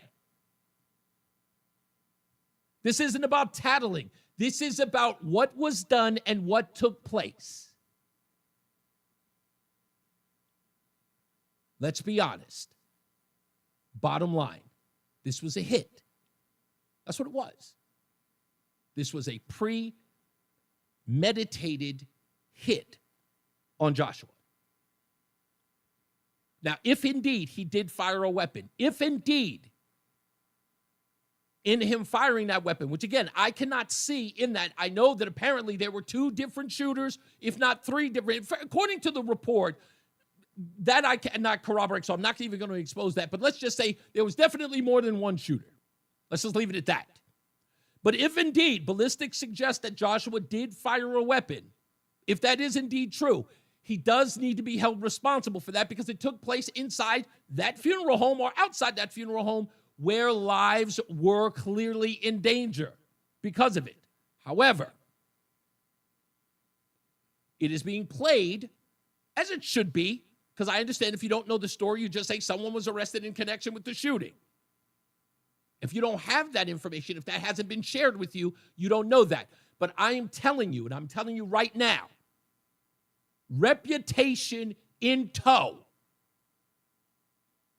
that Joshua was there as the mark. It had been expressed and it had been told. In fact, one particular screenshot refers to him as a dead man before the funeral, and another individual celebrating his arrest thereafter. So that's what happened, and that's where we are. That's the whole thing in a nutshell. There are going to be some other things that come out, and when they do, you'll know all about that. But I feel bad for the guy because, again, what do you do in that situation? I don't know what anyone would do in that situation. In most cases, I'll be honest with you, the first thing that ran through my mind was, why go? Maybe you're thinking, it's a funeral. Nobody's going to do anything like that. It's a funeral. Why would anyone do that? But if that is the case, if someone is suggesting that, like somebody is suggesting that they're going to do me harm, I'm probably going to have to pay my respects elsewhere or in another way, just for my own safety. It's just the way that I look at it. So we will get to the bottom of it. I'm sure the police department is. I know that they're listening. If indeed the videotape, or the videos, I should say, because there are a lot of them, and I looked at a great deal of them yesterday, especially looking at those parishioners who are cowering, older people, young people, who are cowering behind the pews, scared for their lives, as other people are screaming, "Come on, man, stop this. Why are y'all doing this here?" This was always going to happen. The people who were involved did not care, and they sought out to do this. Again, I don't know what the beef is. That wasn't shared with me. I can only presume of what that is. I'm not even going to share that because I almost feel like that's throwing dirt in the game. But, the person who was, pretty much providing all of this info to me had a bunch of ideas on what it was about. So I just said, you know what? I don't even want to know. If you don't know, I don't want to express that I know. Or express that I have an idea because I don't.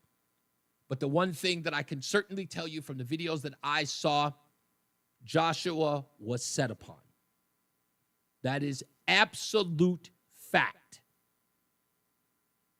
He did not show up there for a fight. He showed up there to grieve his grandmother. And others came with the intent. They expressed it before the funeral that they wished to do him harm. So, detectives, as it were, have at it with that information. I'm sure you know as much as I do. Don't be mad at me. It's my job to report these things. That's just my job, okay? So I didn't tell anybody I knew about it. I didn't call the cops and say, hey, you know this? Nope, didn't do it. I have a job to do here. As these stories come across the desk, that's what we report on. We break that news. That's what we do. Let's take Fulton in Waterbury. How we doing, Fulton? All right, I got to disagree with you. I think he didn't go for a fight. He came for a gunfight. He showed up with a gun, right? You're saying maybe he shot too? Well, yes. He kind of knew maybe something was going to go on. Well, okay. Now, as I said, Fulton, now remember, it has been premeditated, right? It has been absolutely forewarned that if he were to arrive, there was going to be problems. So, yeah, I mean, I get you. That's why I said, you notice I never referred to him as innocent. I never referred to him as somebody who is inculpable. But I am expressing the fact that as people are reporting on this story, it is not a guy who walked in and just started firing on a funeral. There's more to it, and I have the details to it. as far as him being set upon. Those two other shooters got to get found too. You know what I mean? Like, Clearly. people involved got to be found. And you know what? I'll put it to you this way. Only because I did not see who the other shooters were. I was told who those shooters were. And I will tell you that the information that I have on that I know I can't share, that is even more egregious and more shocking. I'm sure they're like 12-year-old bloods or something, and this guy's trying to... No. It is... Nah, it's one of those things where if you knew, you just go, no way. And yes, it's that way. It just is. And it's... quit saying no way in 2022. Yeah, I totally hear that. Yeah, but again, this is, it's funny because when I'm listening to this story, I'm thinking about the Hatfields and McCoys, and it's clearly that. That's exactly what this is. Urban Hatfield and McCoy. Yeah, it's all Hatfield. It's Hatfield and McCoys. Like, this is a family rivalry inside the family. And apparently it's been going on for years. So I have to say, is it the layer of respect? I mean, it happens in schools, it happens in churches, it happens with cops. I mean, there's no respect anywhere now. So it's like, it's kind of, this is what's going to happen, I think. Yeah, how do I put this? It's a sad state. I don't, like I said, I know that there is a, and you know what, I'll get your response to this. And I think that in a lot of ways it's a bad precedent, but I kind of feel that there are people, instead of being notably afraid for their well-being, have to show bravado and toughness and show up anyway, even if their life is being harmed. Like they don't take the high ground and say, okay, somebody wants to do me harm, I'm just not going to show up. I agree with you. It's about the Facebook, right? It's about I was there and I showed them. Yeah. I won. Everybody wants to win, right? Yeah, but it's not. It shouldn't be at the cost of human life. I get, like, at the end of the day, someone ends up dead, and there's nothing to brag about once you're gone. Oh, I agree. I mean, at the funeral, what you did to make two people pull out a gun in your own family, that's some next level stuff, probably, or whatever. I don't know. But... Yeah, but that's where we are. So I know that in the next coming days, we're going to hear more about this because, of course, that video is going to go public. I expect it to. And you said the family members are mad at the funeral director and the cops for making... Yeah, I thought that was a little... Look, like I said, Fulton, I talked them off that ledge immediately when they said that. I was like, no, there's nothing for you to be mad about with that. Right, guys try to do you right. Let you not get charged any more money. Exactly. And the police department should be applauded, not denigrated for what they did. They stepped up for a family they knew. Yeah, they stood up for a family they knew nothing about in what can only be described as one of the most chaotic scenes. It's like in that moment when something like that happens, what does a normal person do? They go, man, I ain't helping these people. These people are horrible. Right. They run away from bullets. Let me tell you what normal people do. They run out the door away from bullets. Exactly. They run towards bullets. So I give them credit. Yeah, exactly. It's insanity. Thanks, Fulton. I appreciate you, sir. All right, buddy. I'll talk to you tomorrow. You got it. So there you have it, folks. Bottom line, Joshua Smiley, again, if he did fire a weapon, if that's what the ballistics show, he's got to answer to that. But the truth is, he was indeed set upon. And video evidence proves that. I've seen it, and beyond a shadow of a doubt. That's a fact. Let's get another check of the weather and traffic with Jason Caterina and Mark Christopher, who's in the BPS Traffic Center. Hey, Mark. Hey, Reese, thank you very much. This traffic report being brought to you by the Connecticut Prevention Network. 91 southbound coming into Hartford. Look for delays from 33 down to 32 A&B, and again 27 down to 28. Looks real good. 91 northbound Cromwell up into Windsor. Westbound 84 tied up approaching the Bulkley Bridge in East Hartford after 47 Sigourney. 84 eastbound locked up from about a mile before 46th Avenue down to the Bulkley Bridge. 2 westbound slowing 1D up to the 84 West merge in East Hartford. 291 eastbound, you're tight I-91 over to the Bissell Bridge. 3 northbound slowing from the Putnam Bridge up to exit 13B and C heading to the Route 2 ramps in Glastonbury. Both sides of 9 heavy approach to the Aragoni Bridge in Middletown. 9 northbound, slow traffic from 34 up to exit 36 into Britain. If you're on the westbound side of 84, you're sluggish in Cheshire 26 into the Mixmaster. 84 eastbound Cheshire slowing 26 down to the 691 interchange. Southbound Parkway delays 61 down into the West Rock Tunnel. 95 southbound, you're slowing from exit 46 down to 43 in West Haven. Mental health struggles, substance misuse, feelings of hopelessness. No one should face them alone. If you or someone you know needs support, call or text 988 today and reach the Suicide and Crisis Lifeline. Together, we can amplify our mental health. Traffic and weather together on the 8's WTIC News Talk 1080. WTIC weather. A pleasant afternoon to kick off the week with plenty of sunshine today, the high of 74. Partly cloudy tonight, the low down to 52. Lots of clouds as we head through the day on Tuesday, but warm again with the high back to 74. Cloudy Tuesday night, the low down to 55. Then Wednesday, lots of clouds around, couple of showers, breezy, not as warm, a high of 69 on Wednesday. I'm meteorologist Jason Caterina in the WTIC Weather Center. WTIC is celebrating 100 years on the air and 100 years of serving Connecticut. This is WTIC and WTIC FM HD2 Hartford, an Odyssey station. 5 o'clock, Hartford temperature 72 degrees. Good afternoon. I'm John Silva. WTIC 1080 News. There is jubilation in the New Jersey hometown of the final living American hostage released today in Gaza, Idan Alexander. Reporter Marla Diamond is there.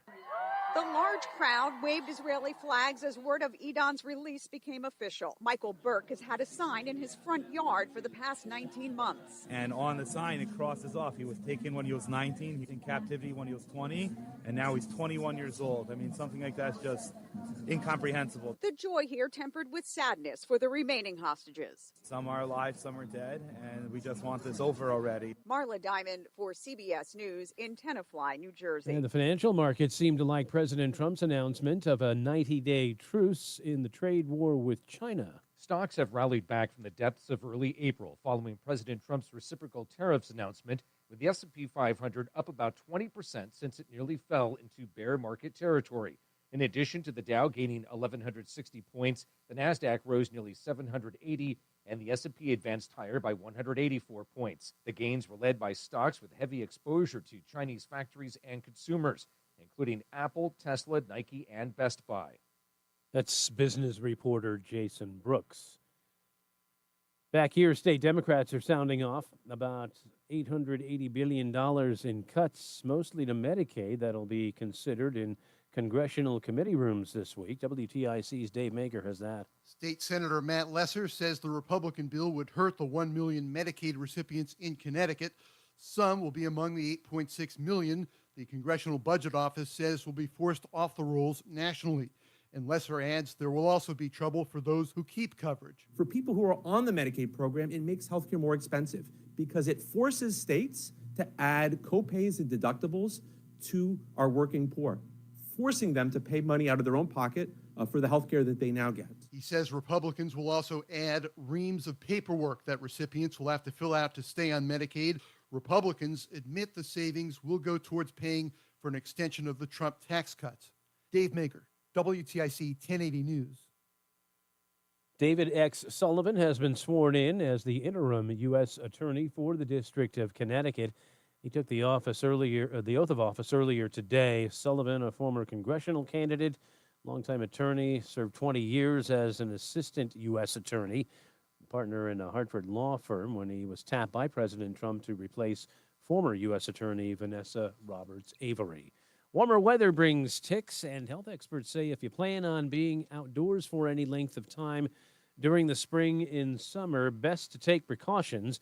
There are a few reasons for the tick resurgence, including warmer winters and an abundance of acorns last fall that wildlife, particularly mice, feed on. Madison Wazell is the epidemiologist at the East Shore District Health Department in Branford. Especially when it comes to mice, those are one of the main vectors. You know, the tick will bite the mice, become infected with the either Lyme, babesiosis, anaplasmosis, whatever it might be, and then pass it on to people. She advises using repellent with DEET and wearing long clothing if you plan to be outdoors, and check for ticks when you get home, removing them carefully with tweezers from the body and pets as well.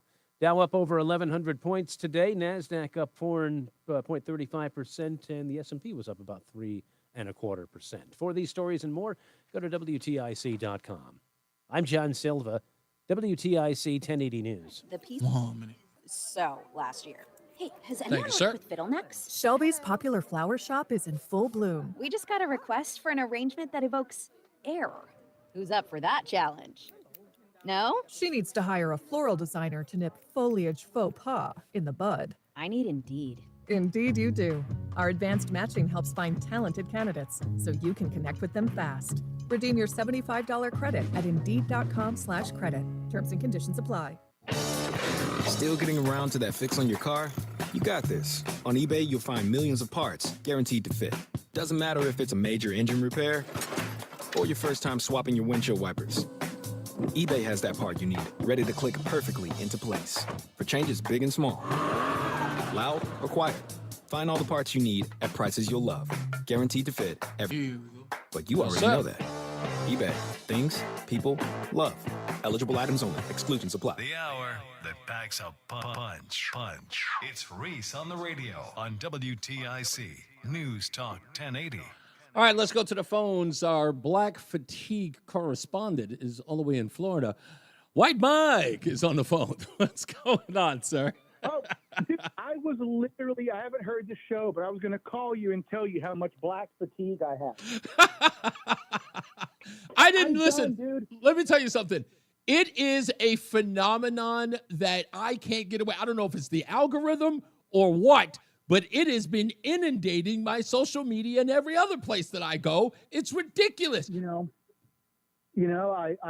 pretty news centered, so I follow my YouTube channels and almost every day now there's a shooting down here. There's a shooting in Tampa. There's a shooting in Orlando. There's a shooting in Clearwater, and then there's mass shootings. And do you know how to tell whether a mass shooting is done by a white shooter or a black shooter? I'm going to go with the description of the description in and of itself, a mass shooting. No. Even if they don't name a person, there's a simple way to tell whether there's a black shooter or a white shooter. Okay. And that's the ratio of dead to wounded. Oh, good point. If a white guy does it, it's like 16 dead, 3 wounded. If a brother does it, it's 37 wounded, 1 dead. Okay. Sorry. I'm not laughing at the shooting. I know what you're trying to say here. So forgive my humor. I'm laughing. It's like they have horrible aim is what you're saying. No, because they have Glock switches and hold their pistol sideways. There's no sights on the side of a handgun. You just have to. Again, this is exactly the point that I'm saying. Yes, and it's okay. I watched this video. I'll never forget it, Mike. And it goes directly to what you're talking about. I actually watched this kid in Brooklyn fire. This was back in 2010. They caught CCTV video of this kid at a bodega firing a weapon.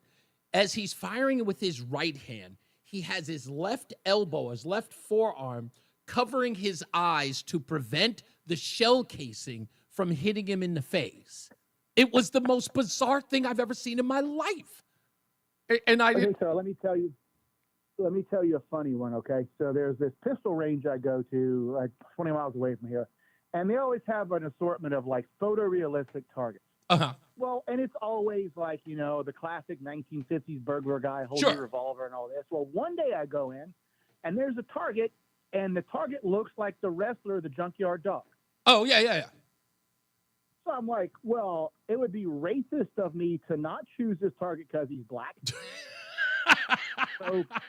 So I choose the black guy target, and I'm in there shooting the black guy target, and a guy comes in the lane next to me who looked just like the dude on the target. No way.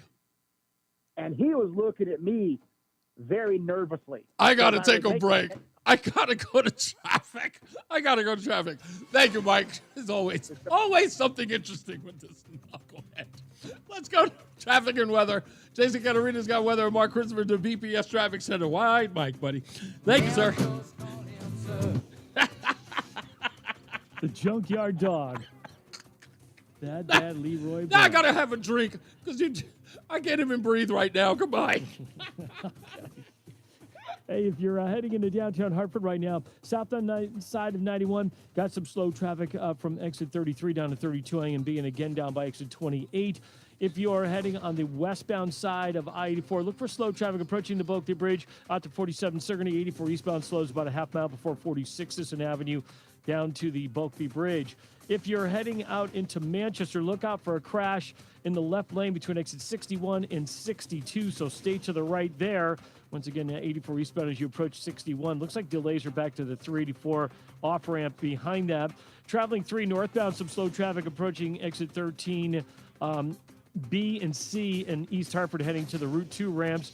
9 northbound slows approaching Harbor Park up to the Aragoni Bridge. 91 southbound delays in Meriden approaching 19 down to 17. Eastbound 84 in Cheshire, tight traffic 26 down to the 691 interchange. Westbound 84 in Waterbury, sluggish 23 to the Mixmaster. Southbound 95 New Haven slowing from 46 to 43. And southbound in the Parkway, you've got delays 61 down to 60 in Hamden. Traffic and weather together on the 8's WTIC News Talk 1080. WTIC weather. It's been a beautiful day as we head through tonight. Partly cloudy, the low down to 52. Then as we go through our Tuesday, lots of clouds around, but still warm, the high 78. Lots of clouds Wednesday with a couple of showers, breezy, the high 69. Thursday, still a couple of showers, warmer though, the high 74. A shower in spots early Friday, then remaining cloudy the rest of the day, the high 78. Right now, it is 74 in Meriden, 71 in Waterbury, and 72 in Hartford. I'm meteorologist Jason Caterina in the WTIC Weather Center. Traffic is brought to you by the Heyman Law Firm. If you or a loved one has been the victim of medical malpractice, know that you are not alone. Call 1-800-HEYMAN and they will get you the answers and advice you deserve. Attorney John Heyman is your legal authority in medical malpractice. Call 1-800-HEYMAN. At Progressive, we're making things easier. We'll help you bundle your home and car insurance together so you can save on both. Learn more at progressive.com or 1-800-PROGRESSIVE. Wisdom teeth giving you trouble? Columbia Dental's expert oral surgeons specialize in comfortable and efficient wisdom tooth removal. Open 7 days a week. Call 860-645-0111 or visit columbiadental.com. Life insurance. Why are you putting it off? Can't afford it? Too much hassle? Think you don't need it? There's lots of excuses for putting off life insurance. But if you weren't there, who would pay the mortgage and other bills? With Ethos, you could be covered in 10 minutes and boom, family protected. Ethos, fast and easy online term life insurance. Up to $2 million in coverage with no medical exam. Some policies as low as $1 a day. Answer a few health questions and get your free quote at getethos.com. That's getethos.com. If Ernest Hemingway was alive today, would he say this to you? Shakespeare, Mark Twain, Edgar Allan Poe, all great writers. And after reading your book, I simply must add you to the list. Wait, you don't have a book yet. So make a free call to Page Publishing. Turn your book idea into publishing gold. 800-215-6818. 800-215-6818. That's 800-215-6818. Wesley Financial Group is not a law firm. If you own a timeshare, this important announcement from Chuck McDowell, founder of Wesley Financial Group. If you receive an unsolicited phone call or mail piece to discuss selling, renting, or especially canceling your timeshare, don't fall for it. If you really want out of your timeshare, hang the phone up immediately or throw that mail piece in the trash and contact your timeshare resort or Wesley Financial Group for assistance with your timeshare. As the only Inc. 500 timeshare cancellation company, our knowledge, experience, and results has made Wesley a trusted resource for over 40,000 families we've helped get out of their timeshare. Give us a call, and I'll send you our timeshare exit information kit free with the straight facts about your time and all of your options for cancellation. Call for your free info kit. 800-384-7878. 800-384-7878. 800-384-7878. Reese on the Radio is getting ready to drop some knowledge on WTIC News Talk 1080. Drop it. All right, folks, we are back. Reese on the Radio, News Talk 1080 WTIC. Telephone number 860-522-9842. 860-522-WTIC. House Bill 7162. There has been no confirmation on a vote for it, but I want to say to Republicans in the House, Senate even, get in touch with me, Adam, about this. Adam, in fact, I'm going to put everybody on notice right now before I get into the rest of the show. Let's go with Senator Martin Looney, Representative Travis Sims, Representative Lori Sweet, Representative Joshua Elliott, who I know was on Brian's show this morning, Representative Caitlin Shake, Representative Nick Gauthier, is that how you pronounce it?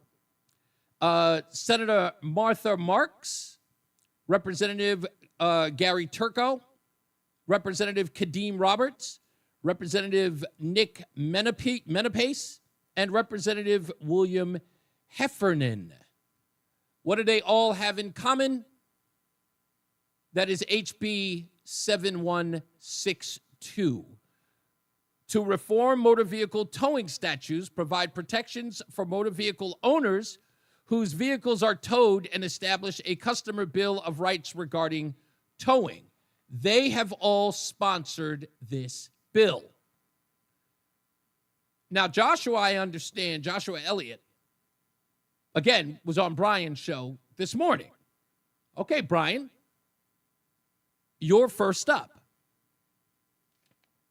I'm pretty sure that Brian's talked to you about this, but I'd like to have an extensive conversation about this because people are really concerned about this. Commercial property owners, apartment buildings, they're concerned, and there seems to be more concern for people who break the law. That's pretty typical. Than it is of people who own businesses or properties in the state to even sponsor a bill like this. So we'd like it explained. You have an open invitation, any of you, to come on the air and have a discussion about it. Now, won't allow you to come in here and filibuster. You'll have to answer real questions, and you'll have to explain to people why this is important for people to have to deal with, okay? That's what we'd like to have a discussion. Now, if you don't show up, we'll keep asking. This is not one of those things that we're just going to let go away. You want to vote on it, face the music, face the audience, face your constituents. Explain to them why this is important and why their needs are not being met here. I don't know anybody who's advocating for this, but it doesn't serve people in Connecticut in no way. Even the people you want to protect just allows them to just park their car any way they want to and just abandon it there. And nobody has any recourse. So, you know the names. If you're interested in coming on, we'll ask again, and we'll keep asking, because I don't think you should vote on this before you have to talk to people about it. So we'll get into that. I've noticed this. This is very interesting in Democrat politics. And I want to say this to all of you who've gone out there to protest at City Hall. You know, you've spent your $100 to $200 on whatever. You know, probably had a great steak dinner. Congrats to you. But all of you paid protesters out there who are outraged at the Republican Party, even though you were in a solid blue state, I want to ask you a question. What are you mad about? What are you angry for? In my view, you've got nothing to be ticked off about. Nothing. Here's why. You want to be mad? Here's why you should be mad. The people you know and trust lied to you. That's why they're out of power. The reason why Donald Trump is in power, the reason why the Republicans have the House, the reason why the Republicans have the Senate, is because your party lied to you straight to your face, and you let them. By not holding them accountable, they lost power. They ceded it to the truth. You've got nothing to be angry about. You've got nothing to whine, scream, holler, call up this network, complain to your congressman about. You did not hold your party's feet to the fire. You let them lie through their teeth. You did. Let's take a prominent Democrat by the name of Amy Klobuchar. Amy Klobuchar is now reeling about losing power, recognizing that they should have had a primary before they allowed Kamala Harris to just take over, that they should have allowed the democratic process to unfold. Considering they're the Democrat Party, this is her on Meet the Press talking to Kristen Welker about just that, hindsight being 2020. Would the party have had a better chance of winning in 2024 had President Biden dropped out sooner? Everything we look at in a rearview mirror after you lose an election, yes, we would have been served better by a primary. But we are where we are. We're not on the History Channel. Yeah, we're not on the History Channel. We are where we are. But as early as February of 2024, Klobuchar was asked by the same host on the same show. Of course, she knew that Joe Biden was absolutely out of sorts. But what did she say when writer Ezra Klein was saying that Joe Biden should step down as early as February of 2024, months before he stepped out? Here's what Amy Klobuchar had to say when asked. Concerns have been growing for quite some time within your party about President Biden's ability to win a second term. The latest person to express this, Ezra Klein of the New York Times, who said this week, quote, he is not up for this. Senator, what is your reaction to that stark assessment? My reaction is, as someone who ran against Joe Biden, as someone who has spent significant amount of time with Joe Biden, that he is up for this job. And I was with the president for over an hour and talked about so many things, domestic, international. He was focused. His recall was good. Do you think it's time to pass the torch? Again, I'm a believer in President Biden. She was a believer. Now she's sitting back going, we should have had a primary. Because she lied. How about interpretive dance instructor Hakeem Jeffries, or as many people call him, Timu Obama? Remember, he was asked just recently about the one thing that lost Democrats power. That was immigration. He was asked by Jessica Tarloff of the TV show The Five on Fox. One of the main reasons that we lost the 2024 election was that we let hundreds of thousands, millions of people stream across the border. So what is the Democratic plan to show people that we're serious about this problem? We were slow to act as an administration and as a party on the southern border crisis. And it hurt us not simply with traditional Republican voters or swing voters, but in some segments of our own base communities and in communities of color, including right here in New York. Yeah, we were slow to react, Hakeem Jeffries says. Slow to act would mean that they were ignoring it, right? People would ask about it. Hey, what about the southern border? We'll get to that. We've got some other continuing resolutions to deal with. We don't really think that that is serious. No. They didn't do that. Hakeem Jeffries, what did you do in 2019 when Donald Trump was in power? Well, you told us something entirely different. There is no crisis at our southern border.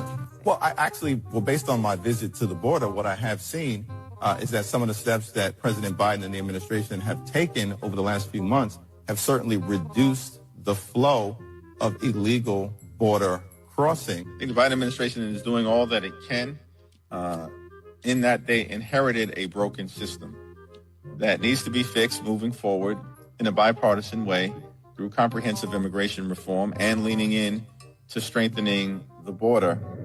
There is no crisis at our southern border. Yeah, there's no crisis, folks. What are you talking about? There's no crisis at the southern border. We were slow to react, he says. They told us there wasn't anything there. So you folks are running out there screaming and hollering that you're out of power. This is why, because the American people were no longer going to be gaslit. They saw it. It was right in front of them. This isn't about whether or not Donald Trump won. This was about your party lying, and you let them lie. And when you're asked about the lying, you pretended it never happened. There are receipts, ladies and gentlemen. That's what we do here. It's what all conservatives do. We understand that there's a bill to pay. The rest of you want everything for free. Of course you don't know anything about receipts. Someone else is picking up the tab on the Democrat side. But that wasn't it, folks. That wasn't it. There was also your blatant racism. That played a huge role, too. Right now, there is a report that says that college campuses, especially right here in Connecticut, are overwhelmingly racist. Overwhelmingly. Which, again, I told you is par for the course. It's a Democrat-run state. It's a blue state. Democrats going to do Democrat things. It's who they are. They are the party of Andrew Jackson. They're the party of Jim Crow. They're the party of Trail of Tears. They're the party of Lyndon B. Johnson. We're going to sign that N-word bill, and they'll be voting for us for the next 200 years. That's who they are. So we shouldn't be surprised that college campuses were spewing such racism. Listen to this supercut. Trinity is involved. UConn is involved. Yeah. College campuses spewing racism. Listen. New York professor says having a white nuclear family promotes white supremacy. Professor tweets that white people should commit mass suicide. College professor says kill cops, kill all white people, and kill the straights. Professor says all I want for Christmas is white genocide. Georgetown professor says all white people are racist. Trinity College professor calls white people inhuman. Let them f***ing die. College professor says believing in hard work is a white ideology. College professor says white people are conditioned to commit mass murder. A professor equates math with white privilege. A professor says white supremacist patriarchy is responsible for the Vegas shooting. Professors hold a white racism course at FGCU. USC professor calls for a Holocaust against all white people. Professor says I'll teach my children to be cautious and distrust friendship with white people. Baltimore professor says white people need to personally give all of their money to black people. College professor says some white people may have to die to solve racism. College professor says white masculinity is a problem for America. Georgetown professor says all white people are racist. Rutgers professor was taken to the NYC hospital for psychiatric evaluation after he tweeted threatening to kill white people. White professor calls all white people to mass suicide because of slavery. And you wonder why you lost? What again are you screaming and hollering about? What are you losing your cookies about? No self-reflection at all? If this had been us, they'd be talking about it till the cows come home. You guys even haven't had this conversation at all. You're not having this conversation. We are. I'm sick and tired of beating you up about it. But please, when I see you out there screaming and hollering and talking about fascism, the oligarchy, talking about censorship, the rule of law, bigotry and racism, I'll just assume you're looking in the mirror. I mean, aren't you? Again, this is all documented. Like I said, you folks wouldn't know what a receipt looks like. We always end up paying the bill. That's why we have them. You guys are running around oblivious to who you are and what you do. Perhaps that's the problem. Maybe the reason why Democrats are who they are is that they don't recognize or remember where they come from. Maybe they don't remember that they are the party of racism. Maybe they don't remember that they are the party of Jim Crow, slavery, Lyndon B. Johnson, Woodrow Wilson, the Klan. Maybe that's the problem. They don't remember. But don't worry. We're here to remind them. Every day. Let's take another break. Let's get to weather and traffic. Jason Caterino has got your weather, and Mark Christopher is in the BPS Traffic Center. Hey, Mark.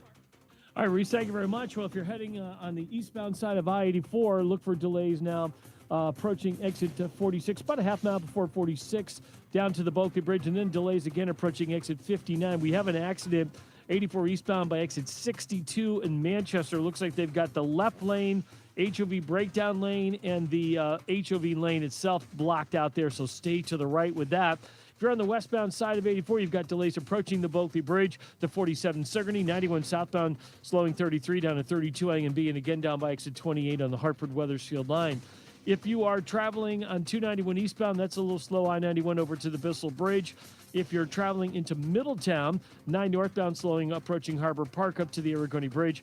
84 westbound in Cheshire, some slow traffic getting by exit 26. Sluggish up to the Mixmaster in Waterbury. 84 eastbound in Waterbury slowing by 18. Again, some slow traffic. 84 eastbound in Cheshire, 26 down to the 691 interchange. 84 eastbound Danbury, tight 3 to 5. Again, 84 eastbound slowing from 8 in Danbury out to exit 11 in Newtown. Traveling southbound 95, you've got slow traffic from 46 in New Haven down to 43 in West Haven. Traffic and weather together on the 8's WTIC News Talk 1080. WTIC weather. Pleasant with plenty of sunshine for our Monday afternoon to kick off the new week with the high of 74. Tonight, under partly cloudy skies, the low down to 52. Another pleasant temperature day for us on Tuesday, even with lots of clouds around, the high right back to 74. Then on Wednesday, lots of clouds around. We'll have a couple of showers, so you probably want to take your umbrella as a just-in-case. Breezy, but not as warm, a high of 69 on Wednesday. I'm meteorologist Jason Caterina in the WTIC Weather Center. There's a lot happening in Washington and in your local neighborhood. Follow WTIC News Talk 1080 on the Odyssey app to keep up with the latest. And now, a WTIC News Update. 5:30, good afternoon. I'm John Silva, WTIC 1080 News. A man accused of shooting up a Hartford church last Friday remains behind bars. Joshua Smelly is accused of opening fire at the Gospel Lighthouse Apostolic Church on Main Street last week during a funeral. 2 people were injured. They are expected to be okay. There's a visual outside the Main Street church that is tentatively set for tomorrow. 1 person was killed, 2 people injured in a 2-vehicle crash in Shelton on Sunday night. The crash occurred on River Road and Montgomery Street around 11. Investigation is ongoing. There's been an increase in tick activity so far this spring. Health experts around Connecticut are advising taking precautions like using repellent and wearing long clothing if outside for any length of time. First responders putting the word out. They held a news conference at Connecticut Children's today. Check for kids before leaving your hot car. Experts say a car, even in 70-degree weather and direct sunlight, can heat up over 100 degrees in a matter of minutes. U.S. and Chinese officials say they have called a 90-day truce in their trade war, rolling back most of their recent tariff hikes and saying they're planning more talks in resolving the trade disputes. And Michael Jordan's joining NBC Sports as a special contributor to its NBA coverage when the 2025-26 season begins. NBC made the announcement today during its upfronts at Radio City Music Hall, previewing the network's offerings during the upcoming TV season. NBC returns to carrying the association after a 23-year absence. Wall Street Dow up over 1,100 points today on news of the trade truce between the U.S. and China. NASDAQ was up 4.35% and the S&P up 3.25%. Red Sox and the Tigers start a 3-game series at Comerica tonight. Pre-game here right after the news at 6. Yanks begin a 3-game series in the Pacific Northwest against the Mariners. The Mets are home to the Pirates. Yard Goats have a night off tonight. They begin a series with Binghamton at Duncan tomorrow. And Eastern Conference semifinals in the NBA, the Celtics and the Knicks from Madison Square Garden. New York leads that series 2-1. For these stories and more, go to WTIC.com. I'm John Silva, WTIC 1080 News. This is Dale for Northeast Men's Health, where our erectile dysfunction treatments are shown to be effective in well over 90% of cases. Here is one of our patients, Bill, sharing his experience on our ED treatments. My name's Bill, and I'm a patient at Northeast Men's Health. I suffered with ED for a couple of years, and I wasn't satisfied with my intimate life with my wife. If you have a problem, find a solution. If you have ED, seek out Northeast Men's Health. Go there. You've got nothing to lose. I am having good sex, but it's not just about the sex. Colors are brighter. My mood was brighter. I had more passion for everything in my life, not just sex. Colors are brighter. I'm going to Northeast Men's Health. Go there. Give it a try. Meet the people there. They'll take care of you. Thanks, Bill. It's true. If you're like most men, we'll help you get your sex life back. For just $99, you'll get a medical consult, blood work, and if medically advised, a test dose. And if that test dose doesn't work in the office, your visit is free. Call today, 800-930-5956, or go to northeastmenshealth.com. That's northeastmenshealth.com. Prescriptions require an online consultation with a healthcare provider. If appropriate, restrictions apply. See website for details and important safety information. Price varies based on product and subscription plan. Hey guys, let's talk ED because millions of men experience it, but not everyone can access or afford treatments like Viagra. Well, Hims can help. Through Hims.com, you can get a full range of treatment options for ED, including daily or as-needed meds through a 100% online process. It all starts with an online intake form. Get started at hims.com/joy, and from there, a medical provider licensed in your state will determine if ED treatment is right for you. If prescribed, your medication is shipped to you for free. Find the ED treatment that fits your needs with options up to 95% less than the brand names. Millions of men experience ED, but can help. To start your free online visit and save up to 95%, go to hims.com/joy. That's hims.com/joy for your free online visit. HIMS.com/JOY. Hey, did you hear? It's our birthday, 100 years. Did you happen to get us a present? Unfortunately, no. Sorry about that. Reese on the Radio, NewsTalk 1080 WTIC. Tomorrow, like I said, we'll talk about House Bill 7162. We'll see if we can get someone to come on. Apparently, Joshua Elliott, the representative, was on with Brian and Company earlier today. So, you know, if he's up to it, we'd love to have him on this show. To talk about this proposal, which he is a sponsor of, and to give us a little bit of details. There are a lot of people who are concerned about this, and I think it's worth getting a little into. We should get to the bottom of that. I do want to say this as well, speaking of elected officials. I said on Friday that I was going to take it easy on Chris Murphy because I don't think he's a major player. I think that the jury's still out on whether or not he's a major player. I don't care what the New York Times says about him, the articles that are written about him. Every journalist says, a major player in Democrat politics. No, he isn't. You can say it till the cows come home. He's at Kamala Harris 2019 numbers, and I doubt that's even true. I think he's beneath that.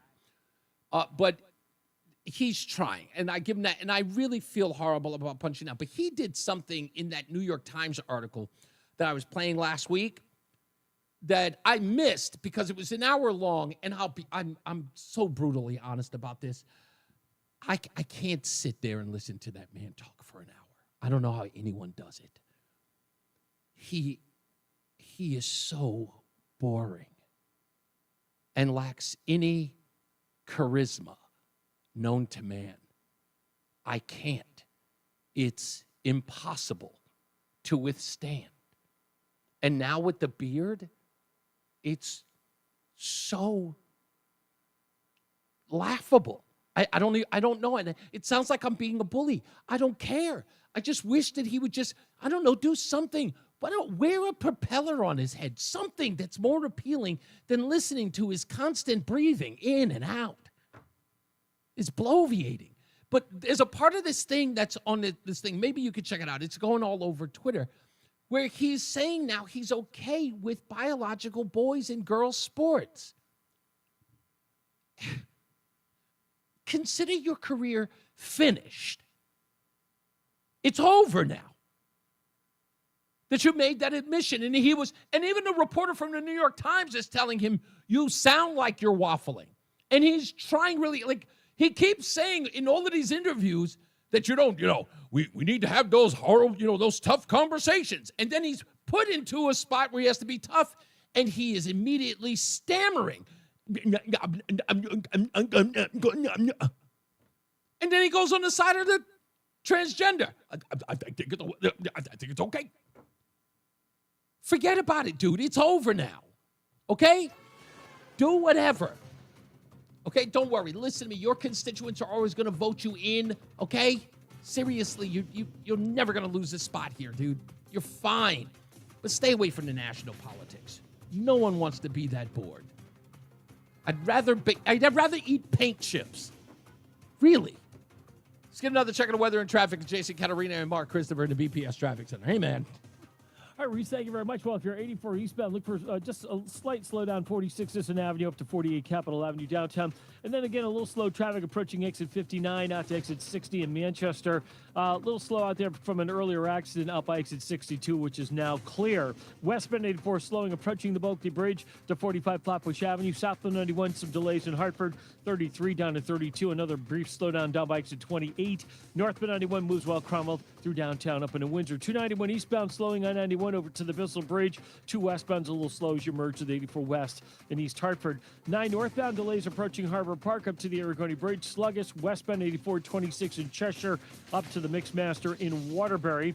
84 eastbound in Waterbury slowing by 18. 84 eastbound in Danbury tight 3 to 5. Again, 84 eastbound slowing 8 in Danbury out to 11 in Newtown. South 95 New Haven tied up from 46 down to 43 in West Haven. Traffic and weather together on the 8th WTIC News Talk 1080. WTIC weather. Reese, if your house was built before the 1970s, there could be lead in that paint. Watch out for those paint chips. Partly cloudy tonight, the low down to 52. A lot of clouds around as we head through the day. Stay warm, the high of 78.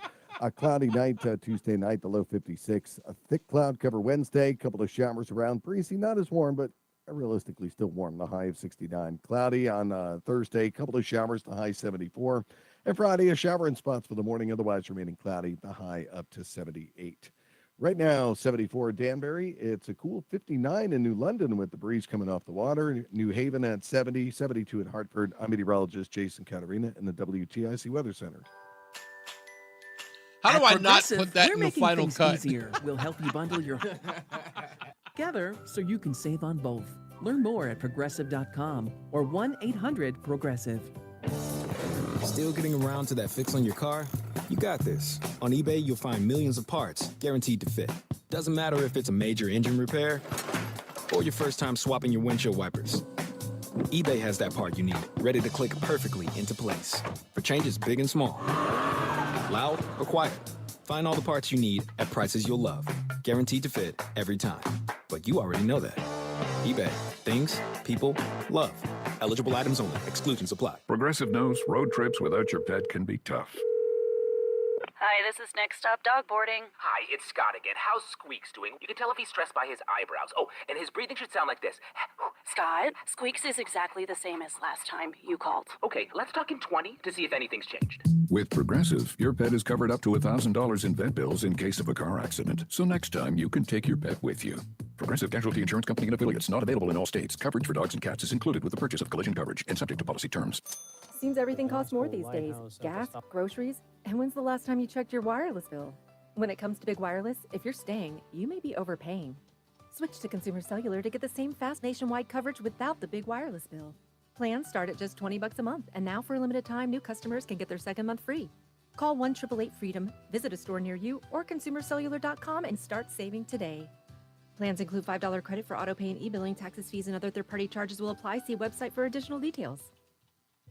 Life insurance. Why are you putting it off? Can't afford it? Too much hassle? Think you don't need it? There's lots of excuses for putting off life insurance. But if you weren't there, who would pay the mortgage and other bills? With Ethos, you could be covered in 10 minutes and boom, family protected. Ethos, fast and easy online term life insurance. Up to $2 million in coverage with no medical exam. Some policies as low as $1 a day. Answer a few health questions and get your free quote at ethos.com. Here we go. Radio. Thank you, sir. That's ethos.com/radio. What's up, everybody? You know who it is. You know who it is. You know who it is. It's Reese on the Radio. Frederick Douglass of the 21st century. It's WTIC News Talk 1080.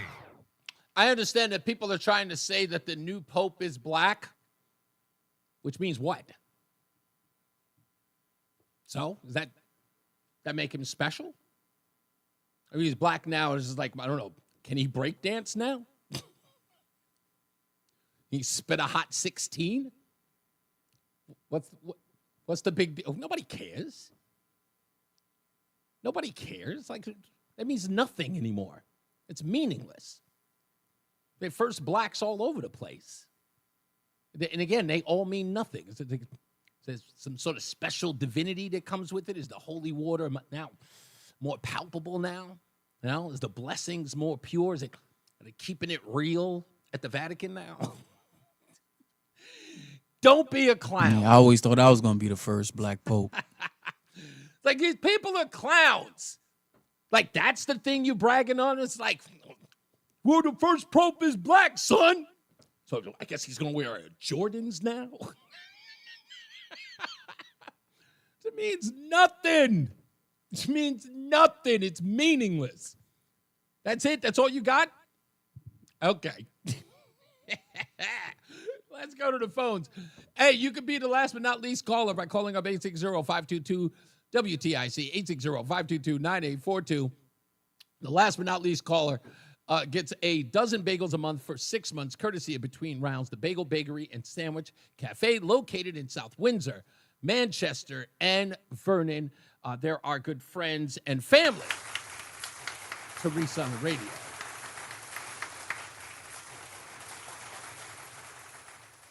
I just think that, if you want to, you can. Anyway, let's go to the phones. Who do we got up next? First off, we got Mike in Plainville. How are you, sir?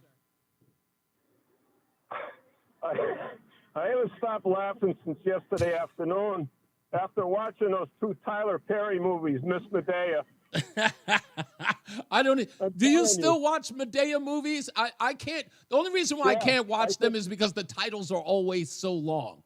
Like, Medea, somebody ate the last piece of chicken. I just too much of a thing to type into the search engine. What was the term that guy used? Slow to react? Yeah. I don't know. I don't know. I don't know what to tell you, Mike. Mike, what do you got? Because I got a whole bunch of people I got to jump on. Listen, that Dick Blumenthal, he's out and about today. He reminds me of one of those 10-foot pipe-like balloons that blow around in the wind. Oh, okay. No, he just picks and chooses. Do you have a map of the state of Connecticut with pins on it? Where should I go today? Where will I look the best? I think he is going to retire soon, Mike. That's what I think he's going to do. Let me get to some others in here. Who's next? Jefferson Marlboro. How are you, sir? Yeah, I'm doing all right. How about you, Reese, buddy? I'm great, sir. Glad to be back, man. Yeah, man. So one quick thing, and then something you said just was making me think. But the many quotes that you played, some guy calling all white people to kill themselves. Yeah. I hope that invitation was in a suicide note, because I'd say you first, buddy. That's what I tell them all the time. It's always about, like, this was a white professor saying that all whites need to commit suicide to end racism, but never did he consider himself. Like, I was like, hey, and by the way, I'm going to rule by example. Yeah, I mean, go ahead and show me the way, buddy. Again, it's a laughable notion, but again, what are you going to do? Like I said, we all know when these people are running around through the streets screaming and hollering why they lost and how they lost a grip on society, much less the culture.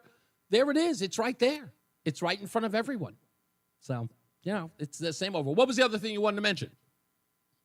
The second thing was really fast. While you were talking, I was still on the line, and you had talked about how this Pope is being considered black. Yeah, it's a big... I don't understand that. Are you saying considered black in the way that, like, they said Bill Clinton was the first black president? Yes. Yes. Oh, okay, they're saying that his lineage... They're saying that his lineage has black in it. But see, here's the thing.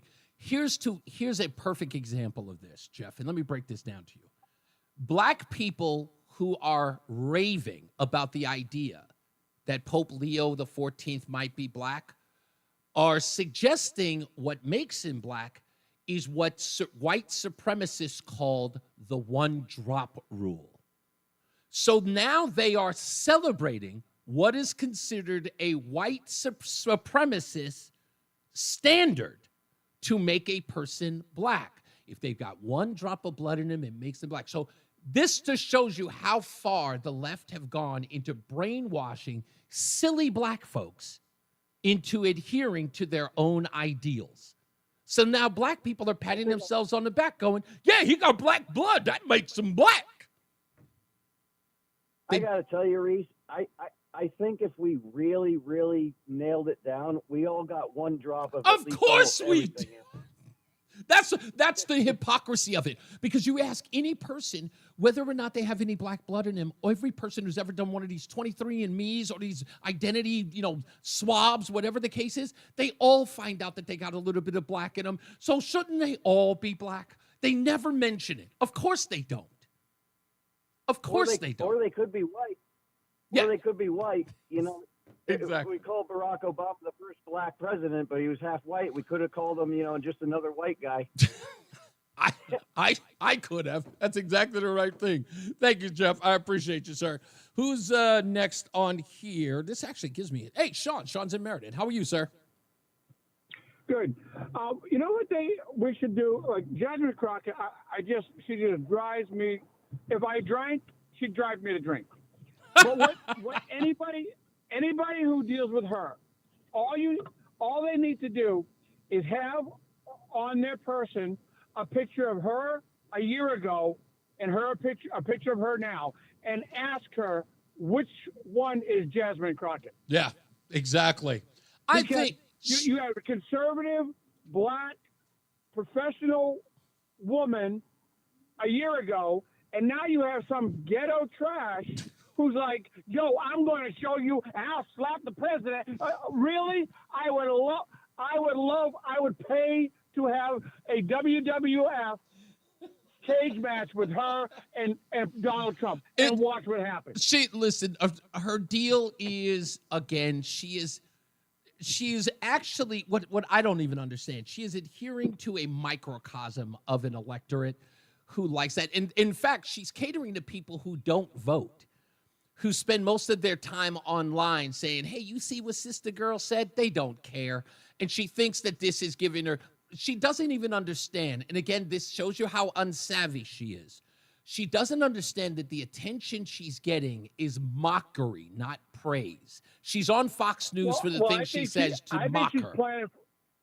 I think she's planning for after her political career, because it's going to be short. Oh, yeah. And listen to me. Without a doubt, it's going to be afternoons with Jasmine Crockett. She's going to have a talk show. I think I've already figured out the name of it, Sister Girl. That's what it's going to be called, Sister Girl on ABC. That's all. No, I got a better name. Crapola. Crapola. Thank you, buddy. Let's go to, I'm sorry, who else do I have here? Oh, Steve. Steve's in Waterbury. How are you doing, Steve? I'm doing good, Reese. I just got one question for you. I'll probably get in trouble for it. Sure.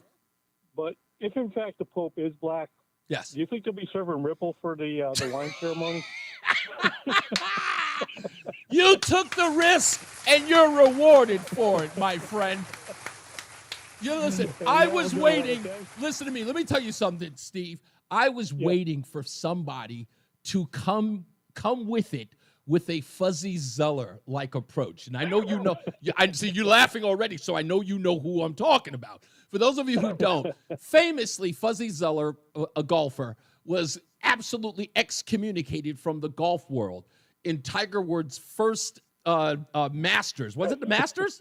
Was that his Masters debut? I think it might have been. I remember the story, but not 100%. That's right. Yeah. So in Fuzzy Zeller was being interviewed while he was going to the clubhouse. Tiger Woods was doing gangbusters. It was very likely that he was going to win. And the rule is that if Tiger wins, he gets to decide what the dinner is at that function, at the dinner that day. And Fuzzy Zeller came out and said, I think the kid's great. I think he's going to be fantastic. I just hope that there isn't any chicken and collard greens in dinner at the end of dinner. Well, the hell if all broke loose when he said that, which, again, many people who heard it laughed, but a lot of people, of course, the news media just went, what? And they lost their minds. Fuzzy Zeller lost his Kmart deal, which, again, at the end of the day, so what? He lost his Kmart deal. So I guess I have to share with you since you mentioned that. Yes. It was like, I think a sports figure was being roasted. You know how they do the roast? Yeah, sure. And one comedian says, look at all the black people here. This is not a roast. This is a barbecue. Wow. They all cracked up. See, again, look, this is the whole deal. And people talk about this like in the chat room saying Reese never found a racist joke he didn't like. Yeah, because back in the day, this wasn't a problem. But let me tell you what the deal is. Right. Listen, I would say if you really want to shock your system for all you sensitive little Nancy boys who, again, suck your thumb and put yourselves in a fetal position, let me give you a little shock to the system. Go on YouTube and go check out the Dean Martin roast.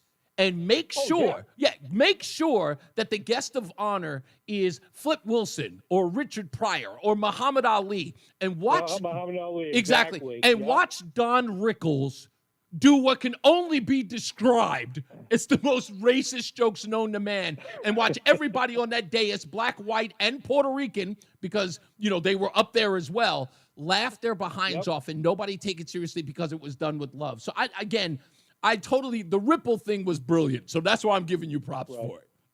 Well, the nice part is we don't need to be politically correct because we're not politicians. Exactly. 100% correct. I appreciate you doing that, sir. That was really, really good. Same Ripple. When's the last time that's been better? But you got to go way back in history for anybody to understand the Ripple comment. But gosh, that Fuzzy Zeller thing, I had never heard it. I remember people talking about it because I wasn't into golf at the time. And people talking about it, and then I remember looking it up and hearing it and then actually watching it as it happened. Go look it up. It's around. And it is done. I think, let me tell you something. Here's the reason why Fuzzy Zeller lost his Kmart deal. It's because it wasn't done in a funny way. Like, Fuzzy Zeller was not a comedian. He didn't even know how to deliver a joke. It was done with a degree of consternation. It was almost like he was annoyed that people were talking to him about Tiger Woods. Many people chalked it up to him being jealous. I can't. I don't know what's in the heart of the guy. But when I watched that video, the first thing I ran through my mind was, I was just like, it's a messed up thing to say. But I just looked at it as, again, let me reiterate to make this clear. For all you new jacks out there, I understand the effects of racism. It has everything to do with the person receiving it. Everything. It's nothing to do with the person. The person who's giving it is an idiot. It's how you receive it, right? If it's going to be horrible, it's going to ruin your day. If it's going to make you mad, it's going to make you mad. If you're going to lash out, you're going to lash out. It's how you respond to it. I laugh at it because I've got no response. It doesn't mean anything to me. It just doesn't. It's not going to change who I am or what I believe or what I know. It doesn't change the facts. It just means that somebody said something stupid, and I treat it just as that. That's why I think it's the funniest thing in the world. I tell people all the time, tell me whatever you think. I meet them personally. They say it all the time. It's like, Reese, I got to tell you something, man. It's like, tell me. And I hear some of the worst things ever, and I never flinch. I just go, okay, that's how you feel. Thanks for sharing. It's never going to affect me. But all the rest of these little mealy mouths, weak-kneed, everything. Oh, I can't believe it. Oh. Pearl clutching. Oh. Did you hear what he said? Oh. These are grown-ass men. Like, I can't hang out with you. Who you imitating, Mickey Mouse? No, that's the way they sound. Oh. I couldn't hang out with you. I couldn't have a beer with you. You sound like somebody I'd go knitting with, not to have a beer with. You know, crybaby. It doesn't make it funny, Reese. Get a tissue. Crybaby. Bye, Keone. Have a good day. Coming in here with your feelings on your sleeve. Put your feelings in your pocket. Exactly. Put your feelings in your pocket, son. Oh, crying Keone. Anyway, we got more news and more views for you tomorrow. As I always say, radio is free, so we thank you for paying attention. Remember to keep JC in your hearts and in your mind. Sean Patrick, we love you and we miss you. Remember that panic is not planning, so plan your work and work your plan. Me, I'm Reese on the Radio. You have a good night, pleasant tomorrow. Don't forget, you can check out the show immediately after the show. It is on our podcast page on Odyssey, and it'll also be on ReeseOnTheRadio.com. and you can check it out anywhere and anytime you like. In fact, in about an hour and a half, it will be posted so you can watch it yourself and share it with your friends. Let people know about Reese on the Radio, okay? The more you grow that audience, the bigger my check gets, I think. Let's get to another check of the traffic and weather with Jason Catarinas and Mark Christopher in the BPS Traffic Center. Good night, guys. Hey, I'm enjoying the Red Sox cap today. Oh, It yeah, looks no good on doubt. you. Oh, yeah, this is my favorite. Yeah, it looks real good on you. Thank you, sir. Ladies and gentlemen, boys and girls, welcome to Fenway Park. Looks very good on you, Reese. We'll see you tomorrow. You got it. Hey, if you're heading into Hartford right now, 84 eastbound, no problem. All right, good sir. Traffic now as you move out between Manano, exit my 50 and friend. 59. Yes, sir. Enjoy your night. Thank you, The man. line, You we have too. an accident there. Left lane and the HOV lane blocks stay to the right. Westbound 84, no issues. Vernon. All right. Gitlow is off. I don't even know what the F that is. Tell some more ethnic jokes, I dare you. You obviously don't listen to this show, Keone. Don't you listen to this show? You're an avid fan. You love this show, Keone.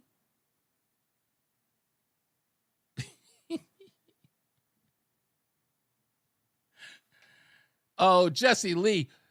Hey, Keone, Jesse Lee Peterson, that man hates you. That man hates you. I don't hate you. I love my brothers and sisters. I love them every day. I just ain't gonna kowtow to you. That's why I'm a threat. If I wasn't a threat, you wouldn't be here. You wouldn't complain. I love it when you complain. I love it that I bully you. I upset you, hurt your feelings. I feel good about that. I like watching you whine. That's power. I love that power.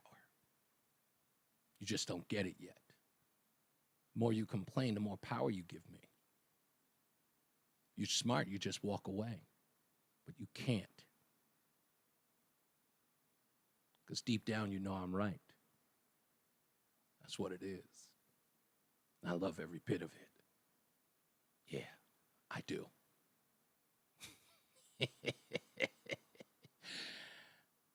So go enjoy more of your black Pope. The Pope is black.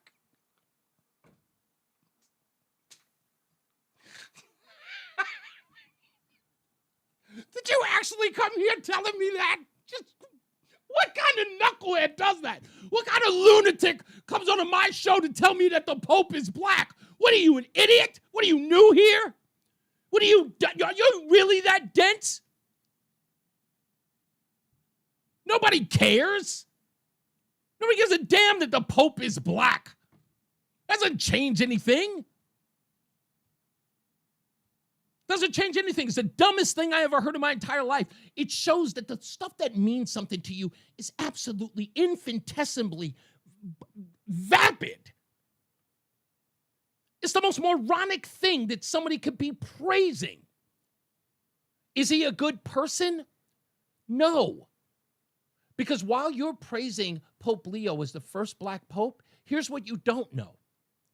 Your so-called first black pope allowed a father, a priest, to stay on his grounds while he was hiding out from child molestation charges. You didn't know that? I would look it up. Your first black pope has got a lot of blemishes on him. The Chicago Sun-Times even reported about it the same day he became the pope. So while you're sitting up there aligning yourself with the guy, you know nothing about him. Perhaps you should look it up. Yeah, and thank you, Jim. He's a White Sox fan. Canceling.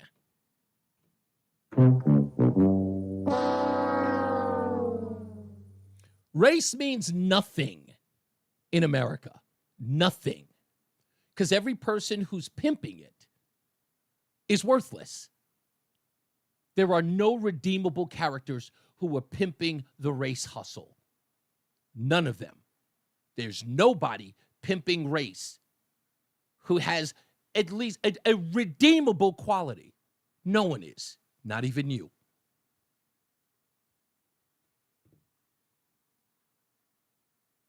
Sexual harassment, dude. Is that what you're saying? What charges?